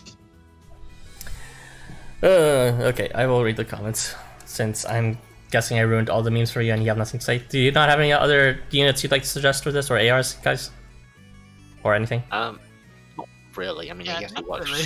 I guess he works well with anyone who gives just vigor in a area like what's his face, like Arsalan, I guess, and Licho, since they were in this stream.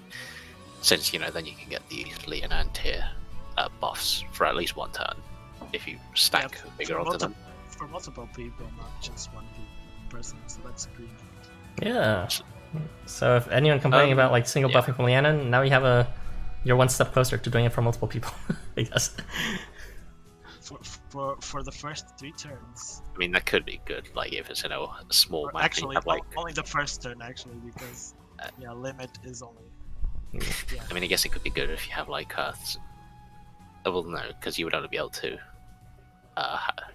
Depending on who you have, you would probably just have 2 like long range units on the sides or in front, because you need a third unit. If you had a third unit to apply a different buff, you'd probably only have 2 attackers then, but you'd be able to, wipe out a lot probably. Hey, at least he has more attacks than Oniwaka. Furufumi coming back with a high attack stat. And has higher attack stat than Tezcatlipoca too. Yeah, it's unfortunate he doesn't buff himself with these damage buffs, which is why I recommend. Like, I mean, come on. He's not even gonna be attacking that often anyways. Let it happen like wonders. Oh well. But yeah, equip the Kingo AR if you want, because like he does have a decent attack stat. Might be worth considering. Alright, I think that is all the comments for that. 3-hour stream. Was it 3 hours? Oh my god, how did I get... Wait, we started at 2:50, 3:50, 4:50. 3 hours. You still haven't read the comments, I think. Oh my fucking god, I'm gonna cry. Where did we leave off? Claire's at Akashi. No, that's too far. Let's move on before we hit 3 hours. I have them 2 times. Just starting this chunky. Stop scrolling for me, YouTube. I'm trying to scroll myself. He's training himself with his dragon, but you were saying what the last comment was. I see. Let's move on before yes. That's a bit too late for that.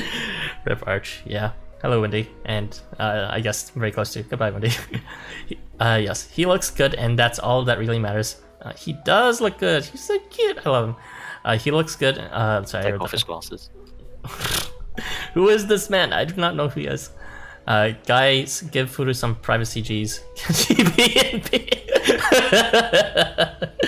If you don't know it, like his variant, especially in his like naked Fundoshi skin, he kind of looks like he's just taking a dump or using like in the middle of some swamp, and it's pretty silly. Like it's supposed to be like sexy or whatever, but I'm like, I just can't unsee that. You have them 2 times. Congratulations. He works best on short faces, and don't pair him with Festival Ryota. I forget the reason why, but I'll just believe you. I don't know, strength or something. What is this drain erasure? I don't know what drain is. I don't know who you are. Nothing exists. Resist strictness. Yes, he does switches. There is a saying that it somehow became more relevant than the original charge sealing skill, CS lock. The drain is because you're supposed to try to give him an attack so you can abuse it. Yeah, it's... no, it's not Taco. Furo has chunky belly buff. And also... Stop scrolling. And also basically naked DLC. Drain Tihi, the way Furo somehow drained over 55 million of Aris coins.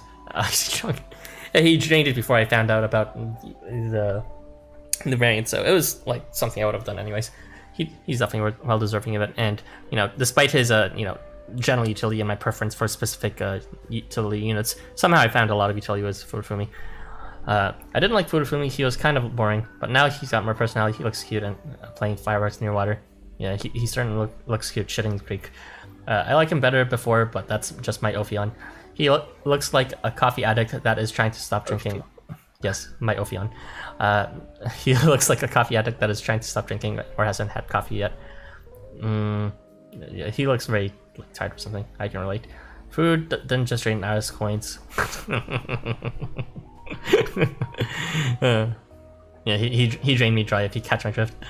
Okay, I just keep on using the best wood unit, Fufi. Yeah, I mean, I'm gonna continue using regular Furufumi as well. His variant is very different from his thing, but both very different and very similar.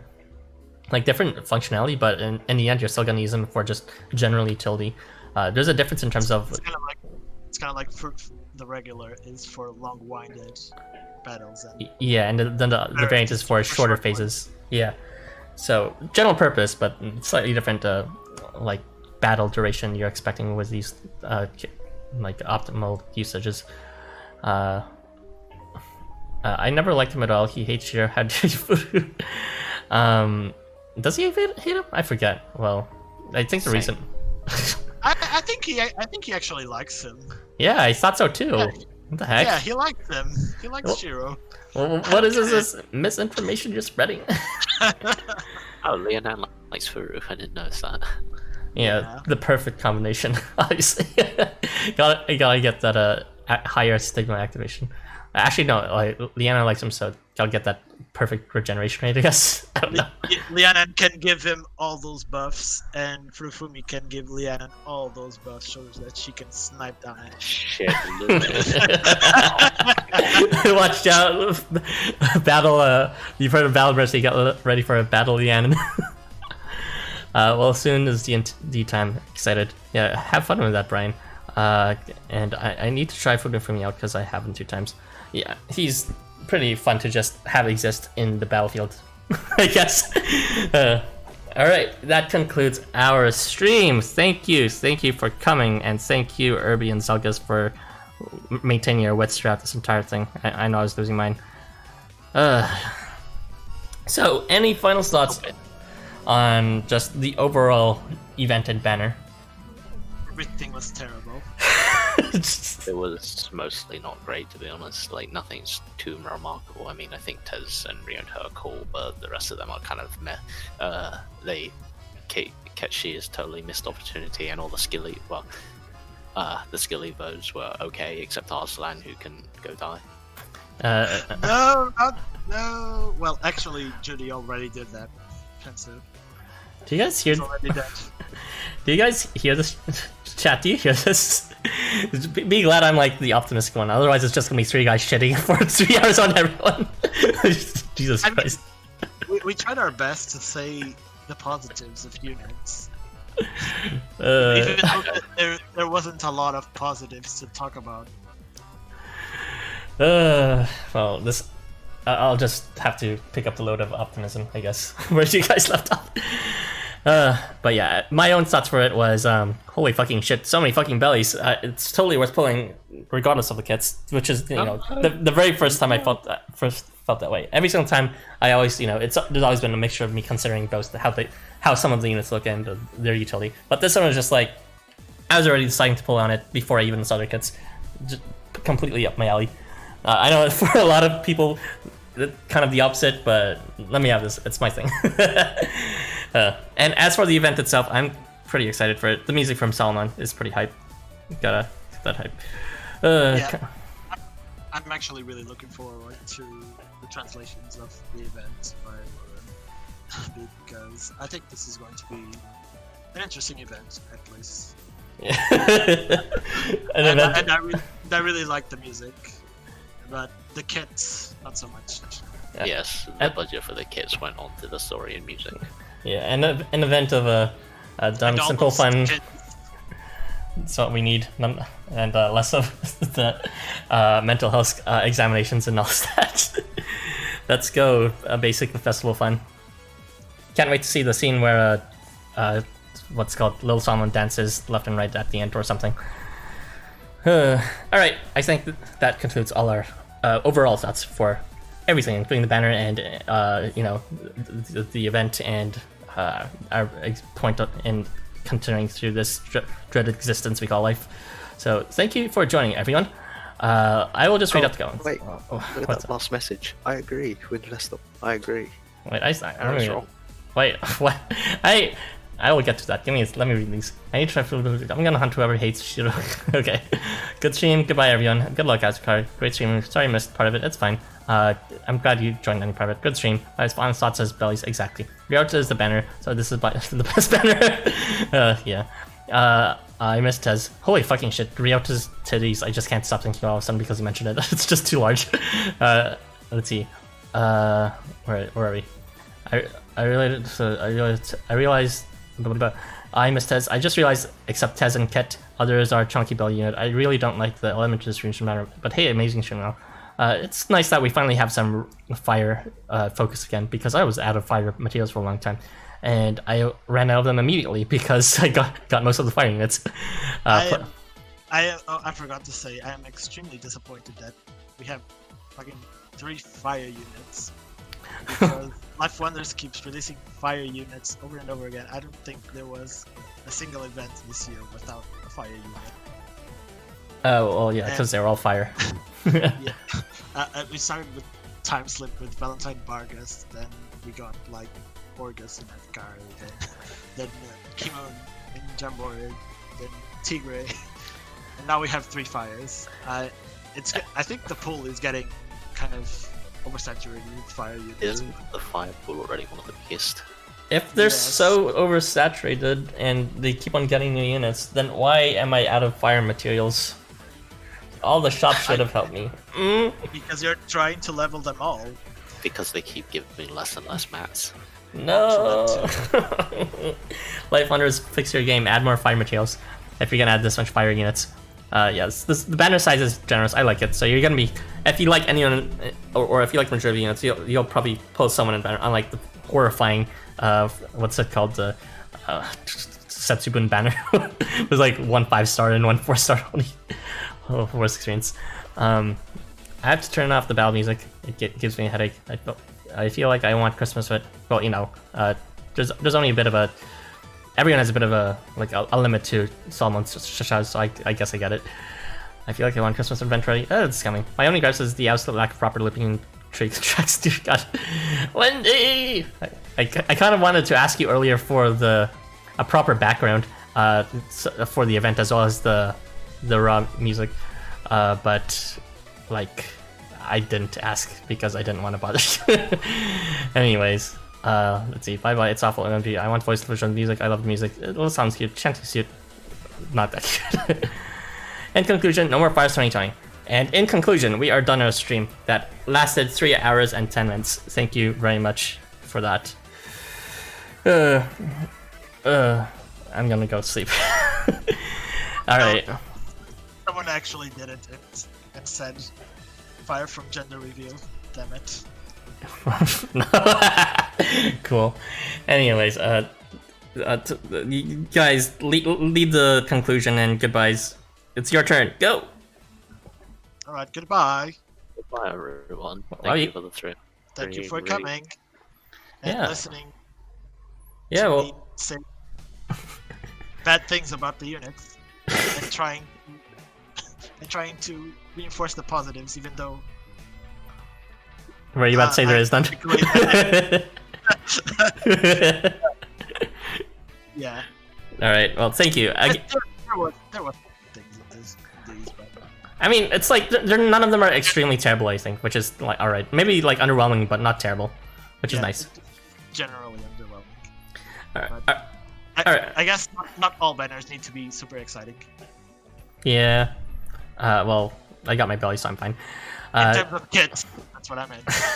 Hey, you'll get your wonderful story. So there's that at least. So you can find Irby's channel in the description again, Lame Taker, aka Douchebags, and you can find Zalgus's playlist in the bottom as well, aka Solid Milk. And we will see you guys whenever. Have a good day, guys. I'm gonna go eat. Bye bye. All right, everyone at the same time. 1, 2, 3. Bye.